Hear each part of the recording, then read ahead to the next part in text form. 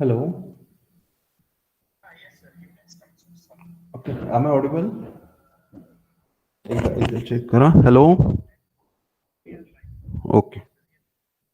चलो. ओके. नमस्कार मित्रांनो. मुख्य सर्व्हरशी आपला सिस्टीमचा संपर्क तुटल्यामुळे कायचा खंड पडला होता.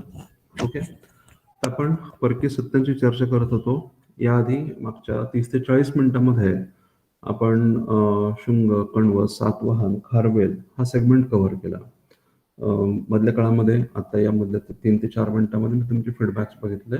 तर मला याची जाणीव आहे की हा भाग आपला मागच्या सेशनमध्ये कव्हर झाला होता. परंतु काही मुलांचं हे म्हणणं होतं की आम्हाला ते आवाजाच्या प्रॉब्लेममुळे व्यवस्थितपणे लक्षात नाही आलं आणि म्हणून एक थोडक्यात रिव्हिजन या स्वरूपामध्ये मी तो भाग पुन्हा कव्हर केला.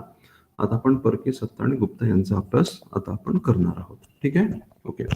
लक्षात घ्या, उत्तर मौर्य काळामध्ये ओके आता भारतीय सत्तांच्या ऐतदेशीय सत्तांच्या अभ्यासानंतर आता पुढचा सेगमेंट आहे परकीय सत्ता. जसं मी तुम्हाला सांगितलं, परकीय सत्ता होता इंडो ग्रीक, शक, पहलव आणि कुशाण. हा क्रम आपल्यासाठी महत्वाचा आहे. तर लक्षात घ्या, हा देखील मुद्दा मी तुम्हाला सांगितला की ज्यावेळेला मौर्य सत्ता ऐनभरामध्ये होती आणि मौर्य सत्तेचं हळूहळू पतन झालं, त्या काळामध्ये राजकीय स्थिती कशी होती, भारताबाहेरची स्थिती कशी होती. तर हा जो भाग आहे, ठीक आहे, सीर दर्याचा खालचा भाग जो की वायव्य भारतापर्यंत तो या ठिकाणी बॅक्ट्रियन, ग्रीको बॅक्ट्रियन किंवा इंडो बॅक्ट्रियन लोकांची सत्ता होती. त्याच्यावर हा जो सीर दर्याचा वरचा जो भाग आहे मध्य आशियाचा, त्या ठिकाणी सिथियन लोकांची सत्ता होती आणि या ठिकाणी ओके पर्थियन लोकांची सत्ता होती. तेव्हा सुरुवातीला इंडो ग्रीक लोक भारतामध्ये आले आणि त्यानंतर इंडो ग्रीक, त्यानंतर सिथियन लोकांचा प्रवेश झाला. इंडो ग्रीक, सिथियन आणि त्यानंतर मग पर्थियन घटकांचा, पर्थियन सत्तेचा भारतामध्ये सत्ता स्थापना झाली होती. हा क्रम आपल्यासाठी महत्वाचा आहे, लक्षात ठेवा. इंडो ग्रीक्स, त्यानंतर सिथियन, त्यानंतर पर्थियन आणि कुशाण या क्रमाने सत्ता भारतामध्ये आल्या होत्या. ओके. तर ह्याच्यापैकी इंडो ग्रीकांबद्दल आपण बोलत होतो. तर इंडो ग्रीकांचा याआधी भारतीय प्रदेशाशी संपर्क आला होता का? तर नक्कीच आला होता. इसवी सन पूर्व 4थ्या शतकामध्ये जेव्हा अलेक्झांडर म्हणजे सिकंदरचं आक्रमण झालं होतं, त्यावेळेला इंडो ग्रीकांचा किंवा ग्रीकांचा भारतीयांशी पहिला संपर्क आला होता, सिकंदर. आणि मग भारताच्या वायव्य भागामध्ये अफगाणिस्तान ते भारताचा वायव्य भाग या भागामध्ये ग्रीक सत्ता प्रस्थापित झाले होते. आपल्याला माहिती आहे की सिकंदर लगेचच परत गेला, कारण त्याच्या काळामध्ये मगधाची सत्ता, नंद घराण्याची सत्ता ही काय म्हणू आपण त्याला, स्ट्रॉंग असल्यामुळे, बलशाली असल्यामुळं, ठीक आहे, सिकंदर काही पुढे येऊ शकला नाही. सिकंदरची परती झाली आणि त्या ठिकाणी त्याने या प्रदेशावर प्रशासन करण्यासाठी आपल्या प्रशासकांना, आपल्या अधिकाऱ्यांना नेमलं होतं. त्यापैकी एक अधिकारी होता सेल्युकस निकेटर. मग पुढचं आक्रमण कधी झालं ग्रीकांचं? तर सेल्युकस निकेटरच्या वेळेला. सिकंदर येऊन गेला आणि त्यानंतर त्यांनी आपले प्रशासक नेमले आणि त्या प्रशासकांपैकी होता सेल्युकस निकेटर. मग ज्या वेळेला नंदांच्या घराण्याची सत्ता संपुष्ट आली, मौर्य घराण्याची सत्ता स्थापन झाली, त्यावेळेला जी गोंधळाची स्थिती निर्माण झाली होती, त्याचा फायदा घेऊन सेल्युकस निकेटरने पुन्हा एकदा भारतीय प्रदेशावर आक्रमण करायचा प्रयत्न केला. परंतु त्यावेळेला चंद्रगुप्त मौर्य हा प्रभावी शासक असल्यामुळं सेल्युकस निकेटरचा हा प्रयत्न फसला आणि त्यामुळे ग्रीकांची सत्ता काही भारतीय प्रदेशात प्रस्थापित होऊ शकली नव्हती. तो सीमावर्ती प्रदेशामध्येच हा प्रभाव, ही सत्ता राहिली. आणि त्यानंतर मग जर आपण बघितलं तर काय लक्षात येतं, भारतीय सत्तेच्या संदर्भामध्ये हा भाग मौर्य कालखंड, मौर्य सत्तेचा काळ आहे. आणि आपल्याला माहिती आहे मौर्यांची सत्ता, मौर्यांचं प्रशासन अत्यंत प्रभावशाली अशा स्वरूपाचं होतं आणि मौर्यांनी या भागामध्ये पूर्णतः वर्चस्व प्रस्थापित केला. आणि त्यामुळे आपल्याला आता या काळामध्ये मौर्य कालखंड जोपर्यंत आहे, अशोक जोपर्यंत सम्राट आहे, तोपर्यंत आपल्याला इंडो ग्रीकांचं पुन्हा आगमन किंवा आक्रमण झालं नाही असं लक्षात येतं. परंतु अशोकाच्या मृत्यूनंतर, लक्षात ठेवा, अशोकाच्या मृत्यूनंतर पुन्हा एकदा आपल्याला ओके, की भारतीय सत्ता कमकुवत झाल्यामुळे पुन्हा एकदा ग्रीकांचा आक्रमण होण्याची प्रक्रिया चालू झाली असं लक्षात येतं. आणि यावेळेला आक्रमण झालं होतं ते म्हणजे अँटिओकस नावाच्या शासकाचं. अँटिओकस नावाच्या शासकाने आक्रमण करण्याचा प्रयत्न केला आणि त्यावेळेला मौर्यांचा त्या ठिकाणचा स्थानिक प्रशासक होता सुभगसेन नावाचा. आणि या सुभगसेननी अँटिओकसचं आक्रमण परतवून लावलं असं लक्षात येतं. म्हणजेच आता या ठिकाणी महत्वाचा मुद्दा काय, उत्तर मौर्य काळामध्ये लक्षात घ्या, महत्वाचा मुद्दा आहे उत्तर मौर्य काळामध्ये इंडो ग्रीकांची सत्ता प्रस्थापित होण्याआधी याआधी भारतामध्ये इंडो ग्रीकांची किती आक्रमणं झाली होती किंवा किती वेळेला इंडो ग्रीकांचा संपर्क झाला होता. तर एकूण 3 होते लक्षात ठेवा, सिकंदर, सेल्युकस निकेटर आणि अँटिओकस. आणि त्यानंतर मग जेव्हा मौर्यांचं पूर्णपणे पतन झालं आणि हळूहळू भारतामधल्या प्रादेशिक सत्ता संकुचित होत गेल्या आणि मग त्या पोकळीचा फायदा घेऊन इंडो ग्रीकांनी पुन्हा एकदा भारतीय प्रदेशाकडे यायला सुरुवात केली. आणि त्यानंतर लक्षात ठेवा की डेमेट्रियस पहिला हा भारतीय प्रदेशांवर वर्चस्व प्रस्थापित करणारा उत्तर मौर्य काळामधला पहिला इंडो ग्रीक शासक होता हे लक्षात घ्या. पुन्हा एकदा सांगतो, डेमेट्रियस पहिलाच्या आधी कितीदा संपर्क आला होता किंवा आक्रमण झाले होते, 3 वेळा, सिकंदर, सेल्युकस निकेटर आणि अँटिओकस तिसरा. आणि त्यानंतर मग डेमेट्रियसचं आक्रमण झालं आणि मग त्याने भारतावर वर्चस्व प्रस्थापित केला होता. तर तो हिंदू-कुश मार्गे त्याने भारतीय प्रदेशावर आक्रमण केलं होतं. पंजाब आणि सिंध हे जे प्रदेश होते त्याने आपल्या नियंत्रणाखाली आणले होते लक्षात ठेवा. साकेत, पांचाल आणि मथुरा या भागांपर्यंत त्याने आपल्या राज्याचा विस्तार केला होता. सकल हे त्याच्या राजधानीचं ठिकाण सांगितलं जातं. सकल म्हणजे सियालकोट जे आहे ते त्याच्या राजधानीचं स्थळ होतं. सकल हे नाव लक्षात ठेवा. त्याचप्रमाणे पौराणिक संदर्भ आपल्याला काय सांगतात, तर पौराणिक संदर्भांनुसार पुष्यमित्र शृंगाशी त्याचा संघर्ष घडून आला होता. ठीक आहे, असं आपल्याला पौराणिक संदर्भावर लक्षात येतं. याचाच अर्थ त्याने मगधापर्यंत येण्याचा प्रयत्न केला होता हे लक्षात येतं जर आपण पुराणांचा संदर्भ गृहीत धरला तर. त्याची नाणी जी होती लक्षात ठेवा, हे वाक्य महत्वाचं आहे, त्याची नाणी ही प्राकृत आणि ग्रीक भाषेमधली होती. याचं कारण काय आहे, कारण तो स्वतः ग्रीक जरी असला तरी ज्या प्रदेशावर त्याचं स्वामित्व होतं, ज्या प्रदेशावर तो अधिराज्य गाजवत होता, तो प्रदेश भारतीयांचा होता आणि त्या प्रदेशामध्ये प्राकृत भाषा प्रचलित होती आणि म्हणून त्याची नाणी ही प्राकृत आणि ग्रीक या दोन्ही भाषेमधली होती. याचाच अर्थ आपल्याला काय लक्षात येतं, या नाण्यांवरून आपल्याला काय लक्षात येतं, या नाण्यांवरून म्हणजे एक आर्थिक घटक जरी असला तरी कुठेतरी आपल्याला सांस्कृतिक सरमिसळ होत चालली होती हे लक्षात येतं. कारण शासक जो आहे त्याला स्थानिक जनतेशी जर संवाद साधायचा असेल किंवा स्थानिक जनतेमध्ये मान्यता मिळवायची असेल तर त्याला स्थानिक तत्वांना स्वीकारावं लागेल हे आपल्याला या नाण्यांवरून लक्षात येतं. एक महत्वाची बाब आहे. त्याचप्रमाणे लक्षात घ्या, त्याच्या नाण्यांवर अनिकेतस अशा प्रकारचं वर्णन आहे. अनिकेतस असं वर्णन त्याच्या नाण्यांवर करण्यात आलेलं आहे. अनिकेतस याचा अर्थ काय होतो, अनिकेतस म्हणजेच इनविन्सिबल. इनविन्सिबल म्हणजे काय, इनविन्सिबल म्हणजे अजेय किंवा अभेद्य, ज्याच्या सत्तेला भेदता येत नाही, ज्याचा पराभव करता येत नाही, असा म्हणजे अनिकेतस, असा म्हणजेच इनविन्सिबल. थोडक्यात पराक्रमी शासक होता असं आपल्याला डेमेट्रियस पहिला याच्याबद्दल बोलता येतं त्याच्या नाण्यांचं अध्ययन केलं तर. हा मुद्दा समजून घ्या. त्यानंतर मग डेमेट्रियसचा मृत्यू झाला आणि डेमेट्रियसच्या मृत्यूनंतर लक्षात घ्या, डेमेट्रियसच्या मृत्यूनंतर इंडो ग्रीकांच्या सत्तेचं आपल्याला काय म्हणू आपण, इंडो ग्रीकांची सत्ता जी आहे ती 2 घटकांमध्ये विभागली गेली असं आपल्याला लक्षात येतं. या ठिकाणी मी एक स्केच काढतो, समजून घ्या. डेमेट्रियसचा मृत्यू झाला, डेमेट्रियस पहिलाचा मृत्यू झाला आणि त्याच्या मृत्यूनंतर इंडो ग्रीकांच्या सत्तेचं विभाज्य झालं आणि 2 घराणी प्रस्थापित झाली. एका घराण्याचं नाव होतं युथेडेमॉस. इंडो ग्रीकांची 2 घराणी प्रस्थापित झाली. एक घराणं होतं युथेडेमॉस आणि दुसरं घराणं होतं, लक्षात घ्या, दुसऱ्या घराण्याचं नाव होतं युक्राटाइड्स. युक्राटाइड्स ही दोन्ही नावं महत्वाची आहेत, हे प्रश्न तुम्हाला विचारले जाऊ शकतात. युथेडेमॉस आणि युक्राटाइड्स. युथेडेमॉस यांची राजधानी कोणती होती, तर सकल हा जो प्रदेश होता यांची राजधानी होती. आणि युक्राटाइड्स घराण्याची राजधानी कोणती होती, तक्षशिला, लक्षात ठेवा. ओके, युथेडेमॉस घराण्याचा शासक कोण होता, युथेडेमॉस घराण्याचा एक महत्वाचा शासक होता मिनांडर, ज्याला आपण भारतीय भाषेमध्ये मिलिंद या नावाने ओळखतो, मिनांडर. आणि तक्षशिला मधला महत्वाचा शासक कोणता होता, तर अँटी अल्किडास. अँटी अल्किडास ही नावं महत्वाची लक्षात ठेवा. युथेडेमस घराण्याचा शासक होता मिनॅंडर आणि युक्रेटाइड्स घराण्याचा शासक होता अँटी अल्किडास. तर मिनॅंडर कशासाठी ओळखला जातो? आपल्याला माहिती आहे की या मिनॅंडरचा नागसेन नावाच्या एका बौद्ध भिक्षूशी संपर्क आला होता. बौद्ध धर्माबद्दल त्याच्या मनामध्ये उत्सुकता होती. त्याने या नागसेनाला काही प्रश्न विचारले बौद्ध धर्मा संदर्भामध्ये.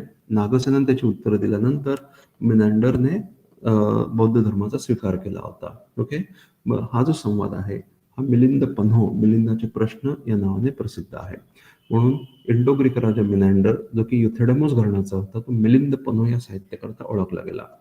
आणि अँटी अल्किडास बद्दल आपण याच्या आधी चर्चा केलेली आहे. अँटी अल्किडास हा तक्षशिलाचा इंडो ग्रीक शासक होता लक्षात ठेवा. आणि त्याने काय केलं होतं तर त्याने आपला राजदूत जो होता हेलिओडोरस यास शुंग राजाच्या दरबारी पाठवले होते. आणि त्या ठिकाणी या हेलिओडोरसने मग भागवत धर्माचा स्वीकार करून गरुडध्वजाची उभारणी केली होती लक्षात ठेवा. हा संदर्भ देखील आपण बघितलेला आहे. त्याच्यामुळं हे सिक्वेन्स लक्षात ठेवा. डेमेट्रियसच्या मृत्यूनंतर 2 घराणी युथेडेमस आणि युक्रेटाइड्स या 2 सत्ता स्थापन झाल्या. त्यांच्या राजधान्या अनुक्रमे सक्कल आणि तक्षशिला या होत्या. त्यांचे महत्वाचे राजे मुख्यत्वे अनुक्रमे मिनॅंडर आणि अँटी अल्किडास होते. मिनॅंडर हा मिलिंद पन्होसाठी ओळखला गेला आणि युक्रेटाइड्सचं घराणं अँटी अल्किडास हा जो घराण्यामधला अँटी अल्किडास हा शासक होता तर त्याचा दूत हेलिओडोरस हा गरुडध्वजासाठी ओळखला गेलेला आहे. हे मुद्दे समजून घ्या. आणि मग कालांतराने इंडो ग्रीकांची सत्ता संपुष्टात आली. त्यानंतर मग क्रमाने शक, पहलव, कुशाण या सत्ता स्थापन झाल्या होत्या. हे मुद्दे समजून घ्या. आता आपण शक सत्तेची चर्चा करूया.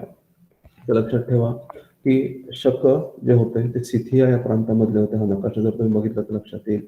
हा जो सिथिया नावाचा भाग होता या ठिकाणची शक ही वसाहत मानली गेलेली आहे. तर झालं काय होतं, हा जो कालखंड आहे या कालखंडामध्ये चीनच्या भिंतीची उभारणी चालू होती. चीनच्या सीमावर्ती प्रदेशामध्ये भिंतीची उभारणी चालू होते. आणि त्या परिणामी काय झालं की चीनच्या शासकांनी या प्रदेशामधले ज्या टोळ्या होत्या या टोळ्यांना बाहेर काढायला सुरुवात केली. टोळ्यांचं विस्थापन व्हायला सुरुवात झाली. मग जेव्हा चीनच्या प्रदेशामधल्या टोळ्यांनी विस्थापन करायला सुरुवात केली त्यांच्यापैकी एक टोळी होती युहची नावाची टोळी. या टोळ्यांनी सिथियन लोकांना त्या ठिकाणी रिप्लेस केलं आणि स्वतः यांची जागा घेतली. आणि म्हणून सिथियन लोकांनी इंडो ग्रीकांना रिप्लेस करून सिथियन लोक भारतामध्ये आले असं मानलं जातं. आणि त्यानंतर पर्थियन लोकांच्या बाबतीमध्ये देखील तेच झालं होतं. आणि हे एकापाठोपाठ आले आणि बहुतांश ठिकाणी आपल्या सिथियन आणि पर्थियन लोकांची सत्ता ही समांतर होती, काही ठिकाणी बरोबर होती असा देखील उल्लेख आहे. म्हणून यांचा उल्लेख ओके काही ठिकाणी काही इतिहासकार सिथो पर्थियन म्हणजे शक पहलव असं देखील करतात लक्षात ठेवा. काही इतिहासकारांनी शक आणि पहलव यांना वेगळं ट्रीट केलेलं आहे तर काही लोक त्यांची सत्ता एकच मानतात. म्हणून त्यांना शक पहलव असं देखील म्हटलं जातं किंवा सिथो पर्थियन असा त्यांचा उल्लेख केला जातो. हे समजून घ्या. आपण ऑफकोर्स आपल्या अभ्यासाची सोयी करता त्यांचा वेगळी चर्चा आपण या ठिकाणी करणार आहोत. ओके, तर सिथियन लोकांचा विचार जर केला तर काय लक्षात येतं की मोगा किंवा मौस ओके इसवी सन पूर्व 1ला शतक हा त्याचा कालखंड आहे. हा भारतावर आक्रमण करणारा पहिला शक शासक मानला गेलेला आहे. त्याची राजधानी सिरकाप ही होती. तक्षशिला प्रदेशामध्ये हे ठिकाण आहे सिरकाप. त्याची राजधानी सिरकाप ही होती. त्याच्या नाण्यांवर बौद्ध आणि ब्राह्मण धर्मांची प्रतीक चिन्ह होती हे लक्षात ठेवा. बौद्ध आणि ब्राह्मण धर्माची प्रतीक त्याच्या नाण्यांवर आढळून येतात. त्याचप्रमाणे गांधार आणि मथुरा प्रदेशामध्ये त्याचा सत्ता विस्तार झाला होता असं आपल्याला लक्षात येतं. हा जो शासक आहे हा मोरा शिलालेखासाठी ओळखला जातो. म्हणजे मथुरेच्या भागामध्ये मोरा नावाचा जो भाग आहे त्या ठिकाणी आपल्याला एक शिलालेख सापडलेला आहे आणि तो मोरा शिलालेख हा मोगा किंवा मौस या शासकाशी संबंधित होता असं लक्षात येतं. आणि हा शिलालेख सुद्धा भागवत धर्मासाठी महत्वाचा मानला गेलेला आहे. भागवत धर्माचा जर आपण विस्तार ओके याच्यावर आपण जर प्रकाश टाकला तर मोरा शिलालेख हा या संदर्भामध्ये महत्वाचा आहे. कारण या ठिकाणी आपल्याला काय लक्षात येतं की भागवत धर्माचे जे महत्वाचे देवता होत्या वासुदेव कृष्ण, संकर्षण बलराम यांचं वर्णन या मोरा शिलालेखामध्ये करण्यात आलेलं आहे. म्हणजेच मोरा शिलालेख आपल्याला भागवत धर्माची स्थिती या काळातील दर्शवतो. ओके, आणि हा मोरा शिलालेख मोगा या शक शासकाशी संबंधित होता, लक्षात ठेवा. मोगाचा या भागामधला जो प्रशासक होता सुदास किंवा सोडास नावाचा. सुदास भारतीय भाषांमध्ये, ग्रीक भाषांमध्ये सोडास, ठीक आहे. मग त्याने हा शिलालेख कोरवला होता आणि त्याच्यामध्ये शासक म्हणून याचा उल्लेख करण्यात आलेला आहे मोगाचा. म्हणून मोगाशी संदर्भात मोरा शिलालेख किंवा सोडासशी संबंधात मोरा शिलालेख असं आपण या ठिकाणी लक्षात ठेवलं पाहिजे. तर हा भारतावर आक्रमण करणारा पहिला शक शासक होता आणि याचा सत्ताविस्तार गांधार मथुरा प्रदेशामध्ये झाला होता असं मानलं गेलेलं आहे. ओके. त्यानंतर लक्षात ठेवा, एझेस हा शासक बनला. एझेस हा शासक बनला आणि एझेस बद्दल काय सांगितलं गेलं तर एझेसने इंडो ग्रीकांची सत्ता संपुष्टात आणून साधारणतः इसवी सन पूर्व 57 ते 58 या काळामध्ये विक्रम कालगणना, विक्रम संवत चालू केला असं मानलं गेलेलं आहे. विक्रम संवतची सुरुवात. आता लक्षात घ्या, या ठिकाणी मी तुम्हाला क्वेश्चन मार्क दिलेला आहे. का? कारण लक्षात घ्या की इथं क्वेश्चन मार्क देण्याचं कारण का की इतिहासामधला हा एक थोडासा विवादास्पद मुद्दा आहे.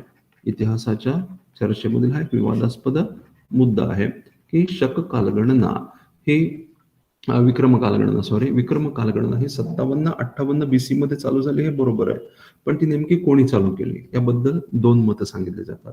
एक मत आहे एझेस या शासकाने ही कालगणना चालू केली होती. कधी? तर 57-58 BC मध्ये, असं एक मत मांडलं जातं.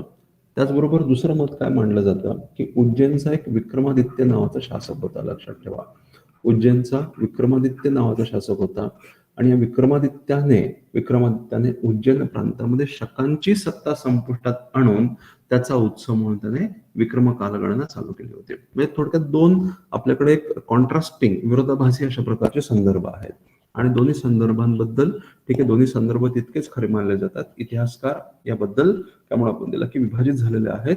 इतिहासकारांमध्ये डिव्हिजन आहे या बाबतीमध्ये. तर काही इतिहासकार म्हणतात की एझेसने ही कालगणना चालू केली आणि काही लोक असं म्हणतात की उज्जैनचा राजा विक्रमादित्य त्याने शकांचा पराभव करून, लक्षात ठेवा, शकांचा पराभव करून 57-58 BC मध्ये विक्रम कालगणना सुरू केली होती. तर नेमकी कोणी चालू केली होती याच्याबद्दल विविध मतं आहेत. ठीक आहे, यापैकी एक मत मी तुम्हाला या ठिकाणी लिहून दिलं आणि दुसऱ्या मताची आपण चर्चा केली होती, आता चर्चा केली. तर या ठिकाणी एवढं लक्षात ठेवा की विक्रम कालगणना ही 57-58 BC मध्ये चालू झाली होती. एवढं मात्र जरूर लक्षात ठेवा. याच्यावर UPSCच्या पूर्व परीक्षेमध्ये ऑलरेडी एक प्रश्न आलेला आहे. ओके, हा एक मुद्दा समजून घ्या. त्याचप्रमाणे शकांचं अजून एक वैशिष्ट्य म्हणजे जॉईंट रूल सिस्टीम, सहराज्याची व्यवस्था. सहराज्य आपण ज्याला म्हणतो, म्हणजे एकाच वेळेला दोन शासक, ओके, एक कनिष्ठ आणि एक ज्येष्ठ असे दोन शासक या ठिकाणी काम करत असत. ही व्यवस्था त्यांच्यामध्ये अस्तित्वात होती. याचा फायदा काय असेल? जर ज्येष्ठ शासकाचा मृत्यू झाला तर कनिष्ठ शासक त्याची जागा घेईल आणि त्यामुळे धोरण सातत्य राहील, अशा प्रकारची योजना होती. आणि म्हणून एझेस हा अझिलिस सोबत सहराज्य करत होता, लक्षात ठेवा. तर सहराज्याची व्यवस्था ही शकांचं वैशिष्ट्य आहे, हा मुद्दा आपण समजून घेतला पाहिजे. तर मग एझेसच्या मृत्यूनंतर अझिलिस हा शासक बनला आणि मग अझिलिसनं एझेस द्वितीय सोबत सहराज्य केलं आणि या काळामध्ये शक सत्ता टिकून राहिली, तिचा काहीसा विस्तार झाला. परंतु एझेस द्वितीय नंतर पुढचे शक राजे जे होते ते कमकुवत निघाले आणि त्यामुळे शकांचा सत्ताऱ्हास झाला आणि मग त्या ठिकाणी पहलव आणि कुशाणांची सत्ता स्थापन झाली, हे लक्षात ठेवा. म्हणून शकांची सत्ता डिस्कस करत असताना मोगा किंवा मौसा हा पहिला शासक आणि एझेस पहिला हा महत्वाचा शासक, हे दोन शासक आपल्याला लक्षात ठेवावे लागतात. आणि हा पॉइंट लक्षात ठेवायचा की सहराज्याची व्यवस्था शकांनी भारतामध्ये सुरू केली होती. आता त्या ठिकाणी शकांचं अत्यंत महत्वाचं वैशिष्ट्य म्हणजे शकांनी सुरू केलेली शक क्षत्रप व्यवस्था, हा मुद्दा या ठिकाणी समजून घेतला पाहिजे. शक क्षत्रप व्यवस्था हे शकांचं वैशिष्ट्य आहे. तर क्षत्रप म्हणजे काय? तर क्षत्रप म्हणजे प्रांतिक प्रशासनाची व्यवस्था होती. याआधी इंडो ग्रीकांबद्दल एक महत्वाचा मुद्दा आहे, लक्षात ठेवा. इंडो ग्रीकांनी, ठीक आहे, प्रांतिक प्रशासनासाठी एक पद निर्माण केलं होतं प्रांतिक प्रशासनासाठी. त्याला स्ट्रॅटॅगो असं म्हटलं जातं, लक्षात ठेवा. प्रांतिक प्रशासनासाठी स्ट्रॅटॅगो नावाचा लष्करी अधिकारी नेमण्याला सुरुवात केली होती, लष्करी अधिकारी. तर हा एक मुद्दा लक्षात ठेवा इंडो ग्रीकांबद्दल. आणि त्यानंतर आपण जेव्हा शकांकडे वळतो तेव्हा आपल्याला काय लक्षात येतं? शकांनी प्रांतिक प्रशासनासाठी एक वैशिष्ट्यपूर्ण व्यवस्था चालू केली होती, याला क्षत्रप व्यवस्था असं म्हटलं जातं. तर मग काय केलं होतं शकांनी? आपल्या राज्याचे भाग केले होते आणि प्रत्येक विभागावर, प्रत्येक प्रांतावर त्यांनी एक क्षत्रप किंवा क्षत्रपाल ओके, क्षेत्रपाल म्हणा किंवा क्षत्रप म्हणा, त्यांनी नेमला होता. आणि मग याला काही प्रमाणामध्ये स्वायत्तता दिली जायची. आपापल्या प्रदेशाचं व्यवस्थापन चालवण्यासाठी त्याला स्वायत्तता दिली जात असे. आणि ओव्हरऑल हा जो संपूर्ण म्हणजे थोडक्यात समजा हे जर शकांचं राज्य असेल तर त्यांनी काय केलं होतं, आपल्या राज्याचे भाग केले होते आणि प्रत्येक भागाचा काय म्हणून आपण त्याला प्रशासक म्हणून त्यांनी क्षत्रप नेमला होता. क्षत्रप त्यांनी नेमला होता असं लक्षात येतं. तर मग महत्वाची क्षत्रप कोणती होती, तर गांधार, मथुरा, पश्चिम क्षत्रप आणि उज्जैन क्षत्रप ही महत्वाची क्षत्रप होती. त्या ठिकाणचे प्रशासक कोण होते, तर गांधार क्षत्रपाचा, गांधार भागाचा महत्वाचा क्षत्रप होता लैका कुसुलक. मथुरेचे क्षत्रप होते सोदास आणि शिवघोष. आताच मी तुम्हाला या सोदासाबद्दल सांगितलं, त्याचा मोरा शिलालेख प्रसिद्ध आहे. सोदास आणि शिवघोष. पश्चिम क्षत्रप महाराष्ट्र प्रदेशामध्ये होतं, लक्षात ठेवा. आता थोड्यापूर्वी आपण बघितलं तर नहापना हा जो शासक होता त्याने सातवाहनांची सत्ता काही काळाकरता स्थगित केली होती, संपुष्टात केली होती, तोच नहापना हा शासक. आणि त्यानंतर मग उज्जैन मध्य भारतामध्ये म्हणजे पश्चिम क्षत्रपांची सत्ता, नहापनांची सत्ता संपुष्टात आल्यानंतर ठीक आहे आपल्याला काय लक्षात येतं, मग उज्जैन भागामध्ये मध्य भारतामध्ये एक नवीन क्षत्रप उदयाला आलं ज्याला उज्जैन क्षत्रप असं म्हणतात. आणि त्या ठिकाणचे शासक होते चस्तन आणि रुद्रदमन. ते नाव आपल्याला लक्षात ठेवणं आवश्यक आहे. ओके, लक्षात घ्या. याच्यापैकी रुद्रदमन हा जो शासक होता या क्षत्रपांपैकी सगळ्यात महत्वाचा शासक मानला गेलेला आहे तो रुद्रदमन. याच्या आधी चस्तर नावाचा शासक होता आणि हे जे घराणं होतं ते उज्जैन क्षत्रप या नावाने ओळखलं जायचं. तर लक्षात ठेवा, चस्तन आणि रुद्रदमन हे नावं तुम्हाला लक्षात ठेवणं आवश्यक आहे. कर्दमक घराण्याचे शासक होते आणि भूमक आणि नहपन हे क्षहरत घराण्याचे शासक होते. लक्षात ठेवा यांची घराणी कोणती होती, तर भूमक आणि नहपन हे क्षहरत घराण्याचे शासक होते. आणि कालांतराने मग कर्दमक घराण्याची सत्ता उज्जैन मध्य भारतामध्ये स्थापन झाली आणि तिथून त्यांनी आपला सत्ता विस्तार केला होता. ते कर्दमक घराण्याचे शासक चस्तन आणि रुद्रदमन होते.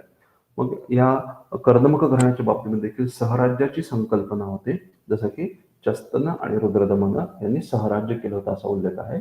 आणि हाच प्रश्न एक्झाम मध्ये विचारण्यात आला होता. तर या सर्व क्षत्रपांपैकी सगळ्यात महत्वाचा क्षत्रप कोणता मानला गेला आहे, तर रुद्रदमन हा सगळ्यात महत्वाचा क्षत्रप मानला गेलेला आहे, लक्षात ठेवा. तर याचं कर्तृत्व काय होतं, त्याने माळवा, सौराष्ट्र, गुजरात, सिंध, कोकण, राजस्थान पर्यंत आपला सत्ता विस्तार त्याने केला होता. ओके, त्याचप्रमाणे आत्ताच आपण बघितलं की त्याने सातवाहन शासक वसिष्ठपुत्र सातकर्णी याचा पराभव केला होता आणि कालांतराने त्यांच्यामध्ये नातेसंबंध देखील प्रस्थापित झाले होते. ठीक आहे, तर सातकर्णीचा त्याने पराभव केला आणि कालांतराने त्यांच्यामध्ये नातेसंबंध प्रस्थापित झाले. मग त्यानंतर त्याने महाक्षत्रप ही पदवी धारण केली होती. याच्यावरून आपल्या लक्षात येतं की त्याचा सत्ता विस्तार हा मोठ्या प्रमाणामध्ये झाला होता. महाक्षत्रप ही पदवी धारण केली. त्याचप्रमाणे तो कल्याणकारी शासक होता असं आपल्याला त्याच्या काय म्हणून आपण त्याला की गिरनार शिलालेखावरून लक्षात येतं. ठीक आहे, तर त्याच्या काळामध्ये काय झालं होतं, हा जो सुदर्शन तलाव आहे सौराष्ट्र भागामधला, ओके, त्याच्या दुरुस्तीची आवश्यकता निर्माण झाली होती. तर मग रुद्रदमनाने आपला त्या भागामधला जो प्रशासक होता सुतिविशक याच्या मार्फत तो तलाव दुरुस्त करून घेतला आणि तो तलाव दुरुस्त झाल्यानंतर त्या ठिकाणी एक शिलालेख कोरवला गेला. त्या शिलालेखाला आपण गिरनार शिलालेख असं म्हणतो. आणि या गिरनार शिलालेखामध्ये रुद्रदमनाने असं वर्णन केलेलं आहे की कुठल्याही प्रकारची काय म्हणून आपण त्याला की वेठबिगारी किंवा फोर्स्ड लेबर, लोकांना कुठल्याही प्रकारची सक्ती न करता फोर्स लेबर न करता लोकांच्या इच्छेनं आणि लोकांच्या मदतीनं, लोकांच्या सहकार्याने मी हे काम पूर्ण केलेलं आहे. याचाच अर्थ रुद्रदमन हा एक लोकप्रिय शासक होता आणि कल्याणकारी शासक होता असं आपल्या लक्षात येतं. आणि म्हणूनच मनुस्मृतीमध्ये त्याचं वर्णन सच्चा शासक, ट्रू किंग असं करण्यात आलेलं आहे, हे लक्षात ठेवा. मनुस्मृतीनुसार तो ट्रू किंग, सच्चा शासक म्हणून ओळखला गेला. त्या ठिकाणी आपल्याला सुदर्शन तलावाबद्दल थोडीशी माहिती घेणं आवश्यक आहे. याचा एक भाग आपण मौर्य काळामध्ये ऑलरेडी बघितला होता. सुदर्शन तलाव लक्षात घ्या. सुदर्शन तलावाचं पहिली उभारणी कोणी केली होती, चंद्रगुप्त मौर्य. चंद्रगुप्त मौर्याच्या काळामध्ये पहिल्यांदा उभारणी झाली आणि त्याचा प्रशासक होता पुष्यगुप्त. तुम्हाला हे देखील सांगितलं होतं की हा प्रश्न ऑलरेडी एक्झाम मध्ये विचारण्यात आलेला आहे. त्याच्यानंतर मग आता हा सुदर्शन तलावाच्या दुरुस्तीची गरज निर्माण झाली म्हणून अशोकाने दुरुस्ती घडवून आणली होती आणि अशोकाचा प्रशासक होता या भागामधला, त्याचं नाव होतं तुषास्प. हे नाव लक्षात ठेवा. इथे तुम्हाला जोडाजोडासाठी हे प्रश्न विचारले जाऊ शकतात. अशोकाच्या काळामध्ये तुषास्पाने दुरुस्ती केली आणि मग अशोकाने त्या ठिकाणी आपला शिलालेख कोरलेला आहे, तो आहे गिरनारचा शिलालेख. लक्षात ठेवा, गिरनारचा शिलालेख. त्यानंतर मग आता पुन्हा दुसऱ्यांदा जेव्हा दुरुस्तीची गरज निर्माण झाली तेव्हा रुद्रदमनाने दुसरी दुरुस्ती घडवून आणली आहे. रुद्रदमन आणि त्याचा जो प्रशासक होता सुती विशख, त्याच्या मार्फत रुद्रदमनाने ही दुरुस्ती घडवून आणली होती आणि मग रुद्रदमनाने त्या ठिकाणी गिरनार जो शिलालेख आहे, गिरनार शिलालेख. आता लक्षात ठेवा, अशोका जो शिलालेख आहे त्याच शिलालेखावर खालच्या भागामध्ये रुद्रदमनाचा शिलालेख आहे. या शिलालेखाचं महत्व काय? लक्षात ठेवा, या शिलालेखाचं महत्व काय आहे? हा संस्कृत भाषेमधील, अलंकारिक संस्कृत भाषेमधील पहिला शिलालेख मानला गेलेला आहे. याच्या आधीचे शिलालेख हे प्राकृत भाषेमधले होते. ठीक आहे, अशोकाचे शिलालेख प्रामुख्याने प्राकृत भाषेमधले होते. ओके, परंतु रुद्रदमनाचा हा जो शिलालेख आहे हा संस्कृत भाषेमधला आहे आणि संस्कृत भाषेमधला पहिला शिलालेख मानला गेला, हे लक्षात ठेवा. आणि म्हणूनच रुद्रदमनाचा गिरनार शिलालेख अत्यंत महत्वाचा आहे. हा मुद्दा आपण समजून घेतला पाहिजे. त्यानंतर ओके, रुद्रदमनाच्या मृत्यूनंतर मग पुन्हा काय झालं की रुद्रदमनाच्या मृत्यूनंतर पुन्हा कंकुत शासक होऊन गेले आणि मग शेवटी जेव्हा गुप्ता कालखंड आला तर गुप्ता काळामध्ये, त्याच्यानंतर एकदम ब्रीफ मध्ये सांगतो कारण गुप्ता काळामध्ये हा मुद्दा पुन्हा रिपीट होणार आहे. त्याच्या मृत्यूनंतर कमकुवत शासक होऊन गेले आणि मग शेवटचा जो शासक होता रुद्रसिंह तिसरा किंवा रुद्रसेन, रुद्रसिंह तृतीय, याचा पराभव चंद्रगुप्त द्वितीयने केला. हा गुप्ता शासक होता, त्याचा पराभव झाला आणि मग पश्चिम क्षत्रपांची सत्ता संपुष्टात आली आणि या भागामध्ये गुप्तांचं वर्चस्व प्रस्थापित झालं होतं, हे लक्षात ठेवा. ओके, रुद्र दमना, त्याचा मृत्यू झाला, मग कमकुवत शासक आले, त्यामुळे पश्चिम क्षत्रपांचं वर्चस्व कमी झालं आणि शेवटचा शासक होता रुद्रसिंह तिसरा, त्याचा पराभव चंद्रगुप्त द्वितीय या गुप्त शासकाने केला आणि शकांची किंवा क्षत्रपांची सत्ता संपुष्टात गुप्तांचा ठिकाणी सत्ता विस्तार झाला होता. हे वर्णन आपल्याला कुठं भेटतं तर देवी चंद्रगुप्त नावाचं एक फार महत्वाचं नाटक साहित्य आहे, त्याच्यामध्ये आपल्याला हा संदर्भ भेटतो. लक्षात ठेवा, याच्याबद्दल आपण चर्चा करणार आहोत. तर पुढची शासक सत्ता होती पहलव. तर पहलवांमधला पहलवांमधला पहिला महत्वाचा शासक कोण होता तर मिथ्राडोटस. लक्षात ठेवा, मिथ्राडोटस हा भारतीय प्रदेशावर आक्रमण करणारा पहिला पहलव शासक होता. हे नाव तुम्हाला लक्षात ठेवावं लागेल. मिथ्राडोटस हा भारतीय प्रदेशावर आक्रमण करणारा पहिला पहलव शासक होता. ओके, आणि त्यानंतर मग गोंडोफर्नस, ज्याला भारतीय भाषांमध्ये गुदुफर असं म्हटलेलं आहे. गोंडोफर्नस किंवा भारतीय भाषांनुसार गुदुफर हा सर्वात महत्वाचा पहलव शासक मानला गेला आहे. गोंडोफर्नसच्या काळामध्ये काबूल आणि गंधार या प्रदेशावर पहलवांचं वर्चस्व प्रस्थापित झालं होतं आणि ह्याच्याच काळामध्ये ठीक आहे जीजसचा जो शिष्य होता संत सेंट थॉमस, ख्रिश्चन संत सेंट थॉमस याने या गोंडोफर्नसच्या दरबाराला भेट दिली होती आणि मग त्याच्या प्रभावापोटी या शासकाने गोंडोफर्नसने ख्रिश्चन धर्माचा स्वीकार केला असं मानलं जातं. आणि म्हणून भारतामधील ख्रिश्चन धर्माच्या विस्तारा संदर्भामध्ये हा शासक आणि हा संदर्भ आपल्यासाठी महत्वाचा आहे. तर या सेंट थॉमसचं एक साहित्य आहे apocryphal acts of the Judas Thomas the apostle या नावाचं जे पुस्तक आहे, या पुस्तकामध्ये आपल्याला हे वर्णन सापडतं. ठीक आहे, तर या ठिकाणी संत थॉमस ख्रिश्चन धर्माचा स्वीकार हा संदर्भ आपल्यासाठी महत्वाचा आहे. तर तसंच गोंडोफर्नस या शासकाचा एक शिलालेख अत्यंत फेमस आहे. अफगाणिस्तानमध्ये तख्त ए बही नावाचं ठिकाण आहे. या तख्त ए बही या ठिकाणचा शिलालेख आपल्याला गोंडोफर्नसचा सत्ता विस्तार, ठीक आहे, त्याच्या ताब्यामध्ये कोणते प्रदेश होते आणि तो कशा प्रकारचा शासक होता हे जाणून घेण्यासाठी तख्त ए बहीचा शिलालेख महत्वाचा मानला गेलेला आहे. ते नाव लक्षात ठेवा. पहलवांच्या सत्तेसंदर्भामध्ये, गोंडोफर्नसच्या सत्तेसंदर्भामध्ये तख्त ए बहीचा शिलालेख अत्यंत महत्वाचा आहे. त्याचप्रमाणे आपल्याला माहिती आहे की या भागामध्ये जी इंडो ग्रीक शिल्पशैली विकसित झाली होती तर त्या संदर्भामध्ये सुद्धा तख्त ए बहीचा उल्लेख करण्यात येतो. गांधार शैली आपण ज्याला म्हणतो, तर त्या संदर्भामध्ये तख्त ए बही हे ठिकाण महत्वाचं आहे. म्हणून तख्त ए बही ठीक आहे हे ठिकाण आपल्यासाठी आवश्यक आहे. पहलवांची सत्ता आणि गांधार शिल्पशैली. ओके. त्याच्यानंतर आता पुढची महत्वाची सत्ता आहे ती म्हणजे कुशाण. तर कुशाण ही मूळची कोणती सत्ता होती लक्षात ठेवा. चीन आणि मध्य एशिया भागामधील युहची नावाची ही टोळी होती. आताच मी तुम्हाला सांगितलं, नकाशा आपण बघितला होता बघा.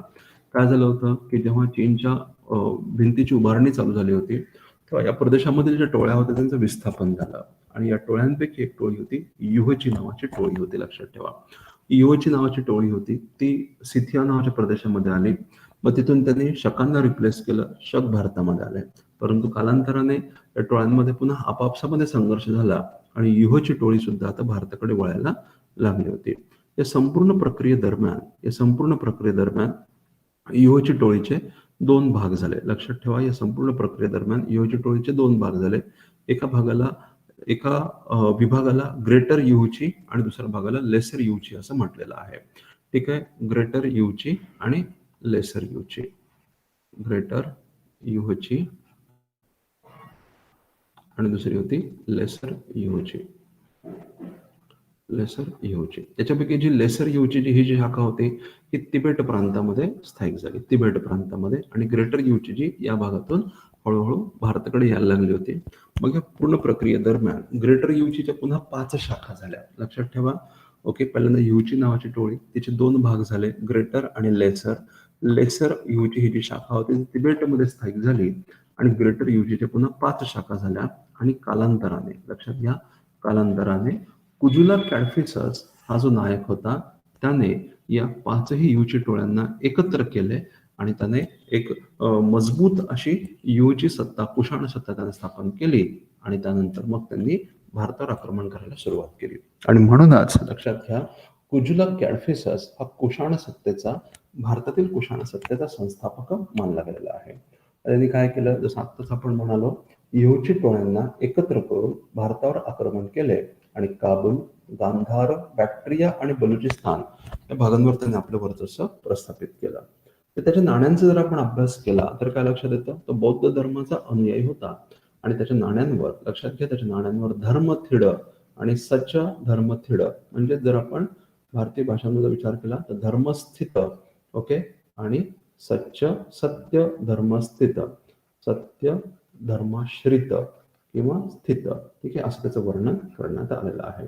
धर्माश्रित किंवा धर्मस्थित, धर्मथिड आणि सत्य धर्माश्रित किंवा सत्य धर्मास्थित असं त्याचं वर्णन करण्यात आलेलं आहे. ओके, याचाच अर्थ आपण जो स्वीकारलेला नवीन धर्म आहे, जी श्रद्धा त्याने स्वीकारली होती, त्या श्रद्धेवर तो कायम होता, अडिग होता, असं आपल्याला वर्णन आढळतं. ठीक आहे, तर कुजुला कॅडफिसस याच्याबद्दलचा हा संदर्भ अत्यंत महत्वाचा आहे. ठीक आहे, त्याची बौद्ध धर्माप्रती असणारी श्रद्धा, निष्ठा त्याच्या या पदव्यांवरून लक्षात येते. हा मुद्दा समजून घेतला पाहिजे. मग कुजुला कॅडफिससच्या मृत्यूनंतर, ठीक आहे, त्याचा वारस विमा कॅडफिसस हा बनला. आणि विमा कॅडफिससच्या काळामध्ये पंजाब ते गंगा यमुना दोआब असा कुशाणांचा सत्ता विस्तार झाला होता.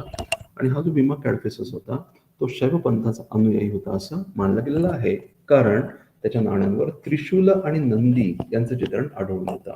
ते मुद्दे फार महत्वाचे, लक्षात ठेवा. विमा कॅडफिसस हा शैव पंथाचा अनुयायी होता आणि कुजुला कॅडफिसस हा बौद्ध धर्माचा अनुयायी मानला गेलेला आहे, कारण त्यांची जी नाणी आणि त्यांच्या नाण्यांवर जे वर्णन आहे त्यावरून अशा प्रकारचे अंदाज बांधले गेलेला आहे. म्हणजेच आपल्याला काय लक्षात येतं, हे जे परकीय शासक भारतामध्ये येत होते ते भारतामध्ये स्थायिक होत असताना, या प्रदेशावर आपलं अधिराज्य निर्माण करत असताना भारतीय प्रथा परंपरांचा, भारतीय धार्मिक संकल्पनांचा स्वीकार करत होते हे आपल्याला लक्षात येतं. म्हणजेच त्यांची ओळख ते भारतीय ओळखीमध्ये विलीन करत होते असं आपल्याला या ठिकाणी लक्षात येतं. म्हणूनच हे संदर्भ अत्यंत महत्वाचे आहेत. ओके, आणि त्यानंतर विमा कॅडफिसस नंतर कनिष्क नावाचा शासक सत्तेवर आला होता, हे लक्षात ठेवा. कनिष्क, तर कनिष्क हा कुशाण घराण्यामधला सगळ्यात महत्वाचा शासक मानला गेला. आणि त्याच्या काळामध्ये इसवी सनाच्या 78व्या वर्षी म्हणजेच 78 AD मध्ये शक कालगणनेची सुरुवात झाली असं मानलं गेलेलं आहे. शक कालगणनेची सुरुवात ही कनिष्काच्या काळामध्ये झाली असं मानलं गेलेलं आहे. ओके, तर उत्तर प्रदेश, राजस्थान, सौराष्ट्र आणि माळवा हे प्रदेश त्याने आपल्या राज्यात जोडले आणि त्याचप्रमाणे पाटलीपुत्रवर आक्रमण करून तो देखील प्रदेश त्याने जिंकला होता. हा मुद्दा समजून घ्या. ठीक आहे, उत्तर प्रदेश, राजस्थान, सौराष्ट्र, माळवा हे प्रदेश जिंकले आणि पाटलीपुत्रवर देखील त्याने आक्रमण केलं. आणि पाटलीपुत्रवर आक्रमण करून त्या ठिकाणचा एक अत्यंत विद्वान असा बौद्ध व्यक्ती होता, बौद्ध विद्वान. त्याचं नाव होतं अश्वघोष. अश्वघोष या बौद्ध विद्वानाने आपल्या आश्रयाखाली घेतले होते. अश्वघोष यास आश्रय दिला. तर हा मुद्दा समजून घ्या. असं देखील वाक्य एक्झाम मध्ये येऊ शकतं की पाटलीपुत्रावर आक्रमण करून त्याने अश्वघोष याला आपल्या आश्रयाखाली घेतलं होतं, किंवा त्याने अश्वघोषला आश्रय दिला होता. आणि आपल्याला माहिती आहे की अश्वघोषाने नंतर अश्वघोष हा भारतातील आद्य संस्कृत नाटककार मानला जातो. त्याने बुद्धचरित नावाचं साहित्य रचलं होतं, हे लक्षात ठेवा. म्हणून अश्वघोष हे नाव महत्वाचं आहे. त्याचप्रमाणे त्याने काश्मीरमध्ये कनिष्कपूर नावाचं शहर बसवलं होतं. एवढंच नाही तर त्याचा चीनच्या राजाशी देखील संघर्ष झाला होता. म्हणजेच काय दिसतं आपल्याला की कनिष्काच्या कालखंडामध्ये भारतीय सीमा प्रदेशाच्या पलीकडे भारतीय सत्तांचा विस्तार झाला होता, किंवा भारतस्थित सत्तेचा विस्तार भारतीय प्रदेशा पलीकडे झाला होता, भारतीय सीमेपलीकडे झाला होता. आपल्याला कनिष्काच्या काळामध्ये लक्षात येतं. तर चीनच्या राजाशी संघर्ष करून मध्य आशियामधील यारकंद, खोतान आणि काशगर प्रदेशांवर त्याचं नियंत्रण प्रस्थापित झालं होतं. तुर्फान हा जो प्रदेश होता, खोतान हा जो प्रदेश होता, त्याच्यावर याचं वर्चस्व प्रस्थापित झालं होतं. तर या संदर्भामध्ये एमपीसीने ऑलरेडी एक प्रश्न विचारला होता, म्हणजे व्यक्तिविशेष ओळखा अशा प्रकारचा प्रश्न होता. काय सांगितलं गेलं? तो आद्य नाटककार मानला गेला. त्याने लिहिलेल्या साहित्याचे अवशेष, त्यांनी साहित्याचे अवशेष लिहिलेले साहित्याचे अवशेष हे मध्य आशियातील तुर्फानपर्यंत, खोतानपर्यंत सापडलेले आहेत. हा व्यक्ती कोण, ओळखा, असा प्रश्न विचारला होता. आणि त्याचं उत्तर होतं अश्वघोष. हाच अश्वघोष कनिष्काच्या दरबारी पाटलीपुत्राच्या आक्रमणानंतर आला होता, हे लक्षात ठेवा. ठीक आहे. तर हा तुम्हाला ऑलरेडी विचारलेला प्रश्न आहे. ओके. त्याचप्रमाणे जसं आपण बघितलं की हा अत्यंत विद्वानांना आश्रय देणारा अशा प्रकारचा शासक होता. तो बौद्ध धर्माचा अनुयायी होता. अश्वघोष, पार्श्व, वसुमित्र, चरक, नागार्जुन विद्वानांना त्याने आश्रय दिला होता. ओके. हे मुद्दे महत्वाचे आहेत. यापैकी अश्वघोष, पार्श्व, वसुमित्र, नागार्जुन हे जे होते ते बौद्ध विद्वान मानले जातात. आणि चरक हा फिजिशियन म्हणजे वैद्यक होता असं मानलं गेलेलं आहे. एवढंच नाही तर मथर हा राजनीतिज्ञ त्याच्या दरबारी होता. हे देखील मुद्दा लक्षात ठेवा.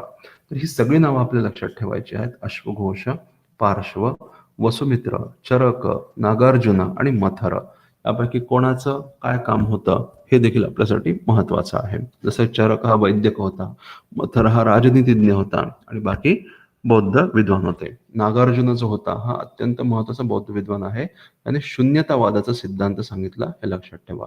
शून्यतावादाचा सिद्धांत. अश्वघोष हा संस्कृत नाटककार मानला गेलेला आहे. ओके. वसुमित्रच्या अध्यक्षतेखाली कुंडलवन या ठिकाणी 4थी बौद्ध परिषद भरवण्यात आली होती. हा संदर्भ महत्वाचा आहे. आणि हे त्यांनी कुणाच्या सल्ल्यावरून केलं होतं? पार्श्वच्या सल्ल्यावरून त्याने बौद्ध परिषदेचं आयोजन केलं होतं. आणि त्या बौद्ध परिषदेचा अध्यक्ष कोण होता? वसुमित्र होता. आणि त्यामुळेच ही सगळी वाक्य महत्वाची आहेत. एवढंच नाही, त्याच्या काळामध्ये स्थापत्यशास्त्राचा देखील विकास झाला. आणि पुरुषपूर म्हणजेच आजचं जे पेशावर आहे त्या ठिकाणी बौद्ध स्तूप आणि मठाची उभारणी करण्यात आली होती. आणि उभारणी कोणी केली होती? तर त्या काळामधला त्याचा जो इंजिनियर होता ॲगेसिलॉस याने या मठाची उभारणी केली होती. हा मुद्दा लक्षात ठेवा. आणि या ठिकाणी एक वैशिष्ट्यपूर्ण कमानीची रचना आपल्याला दिसते.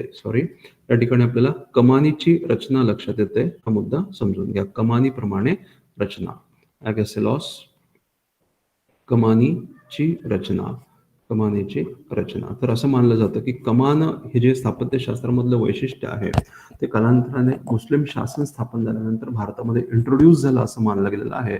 परंतु प्राचीन भारतामध्ये कमानीची काही अपवादात्मक उदाहरणं आहेत. आणि त्यापैकी एक उदाहरण म्हणजे पुरुषपूर या ठिकाणी कनिष्काच्या काळामध्ये उभारली गेलेली कमान हे मानले गेलेले आहे. आणि ही कमान कोणी उभारली होती? तर ॲगेसिलॉस नावाच्या व्यक्तीने कनिष्काच्या काय म्हणू आपण त्याला की पुढाकारांना ही रचना उभारण्यात आली होती. हे मुद्दे लक्षात ठेवा. त्याचप्रमाणे जसं मी आत्ताच बोललो की सहिष्णू राजा तो होता असं मानलं गेलेलं आहे. अत्यंत सहिष्णू असा तो राजा होता. ओके. तो सहिष्णू राजा मानला गेला. त्याच्या नाण्यांवर आपल्याला काय दिसतं? त्याच्या नाण्यांवर ब्राह्मण धर्माची प्रतीक आपल्याला दिसतात, शिवाचं चित्रण आहे, बौद्ध धर्माची प्रतीकं दिसतात, पर्शियन धर्माची प्रतीकं दिसतात, ग्रीक देवतांची प्रतिमा दिसतात. याचाच अर्थ तो स्वतः बौद्ध धर्माचा अनुयायी जरी असला तरी इतर धार्मिक श्रद्धांना, इतर धार्मिक प्रतीकांना देखील त्याच्या दरबारामध्ये, त्याच्या राज्यामध्ये स्थान होतं असं आपल्याला लक्षात येतं. म्हणून त्याचं वर्णन एक सहिष्णू शासक असं करण्यात आलेलं आहे, हे लक्षात घ्या. ओके.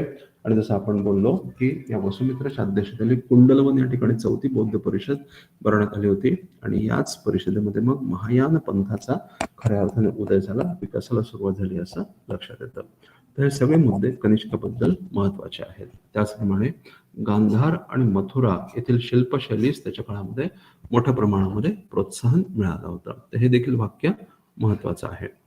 तर मथुरा या ठिकाणी लक्षात ठेवा, मथुरा या ठिकाणी कनिष्काचा शिरविरहित पुतळा सापडलेला आहे. हा पुतळा कनिष्काचा आहे असं मानलं गेलेलं आहे. मथुरा या ठिकाणी कनिष्काचा शिरविरहित पुतळा मानला गेलेला आहे आणि त्याच्या ज्या डिटेल्सवर काम करण्यात आलेलं आहे, म्हणजे छोट्या छोट्या सूक्ष्म गोष्टींवर काम केलं गेलेलं आहे आणि त्यामुळे ही शिल्पशैली अत्यंत महत्वाची मानली जाते. त्याचप्रमाणे गांधार शिल्पशैली देखील त्यांच्या आश्रयाखाली विकसित झाली होती. तर गांधार शिल्पशैलीला इंडो ग्रीकांनी आश्रय दिला, शकांनी आश्रय दिला, त्याचप्रमाणे कुशाणांनी कनिष्कांनी आश्रय दिला होता आणि मथुरा शिल्पशैलीला कुशाणांनी कनिष्कांनी आश्रय दिला होता. हे वाक्य लक्षात ठेवा.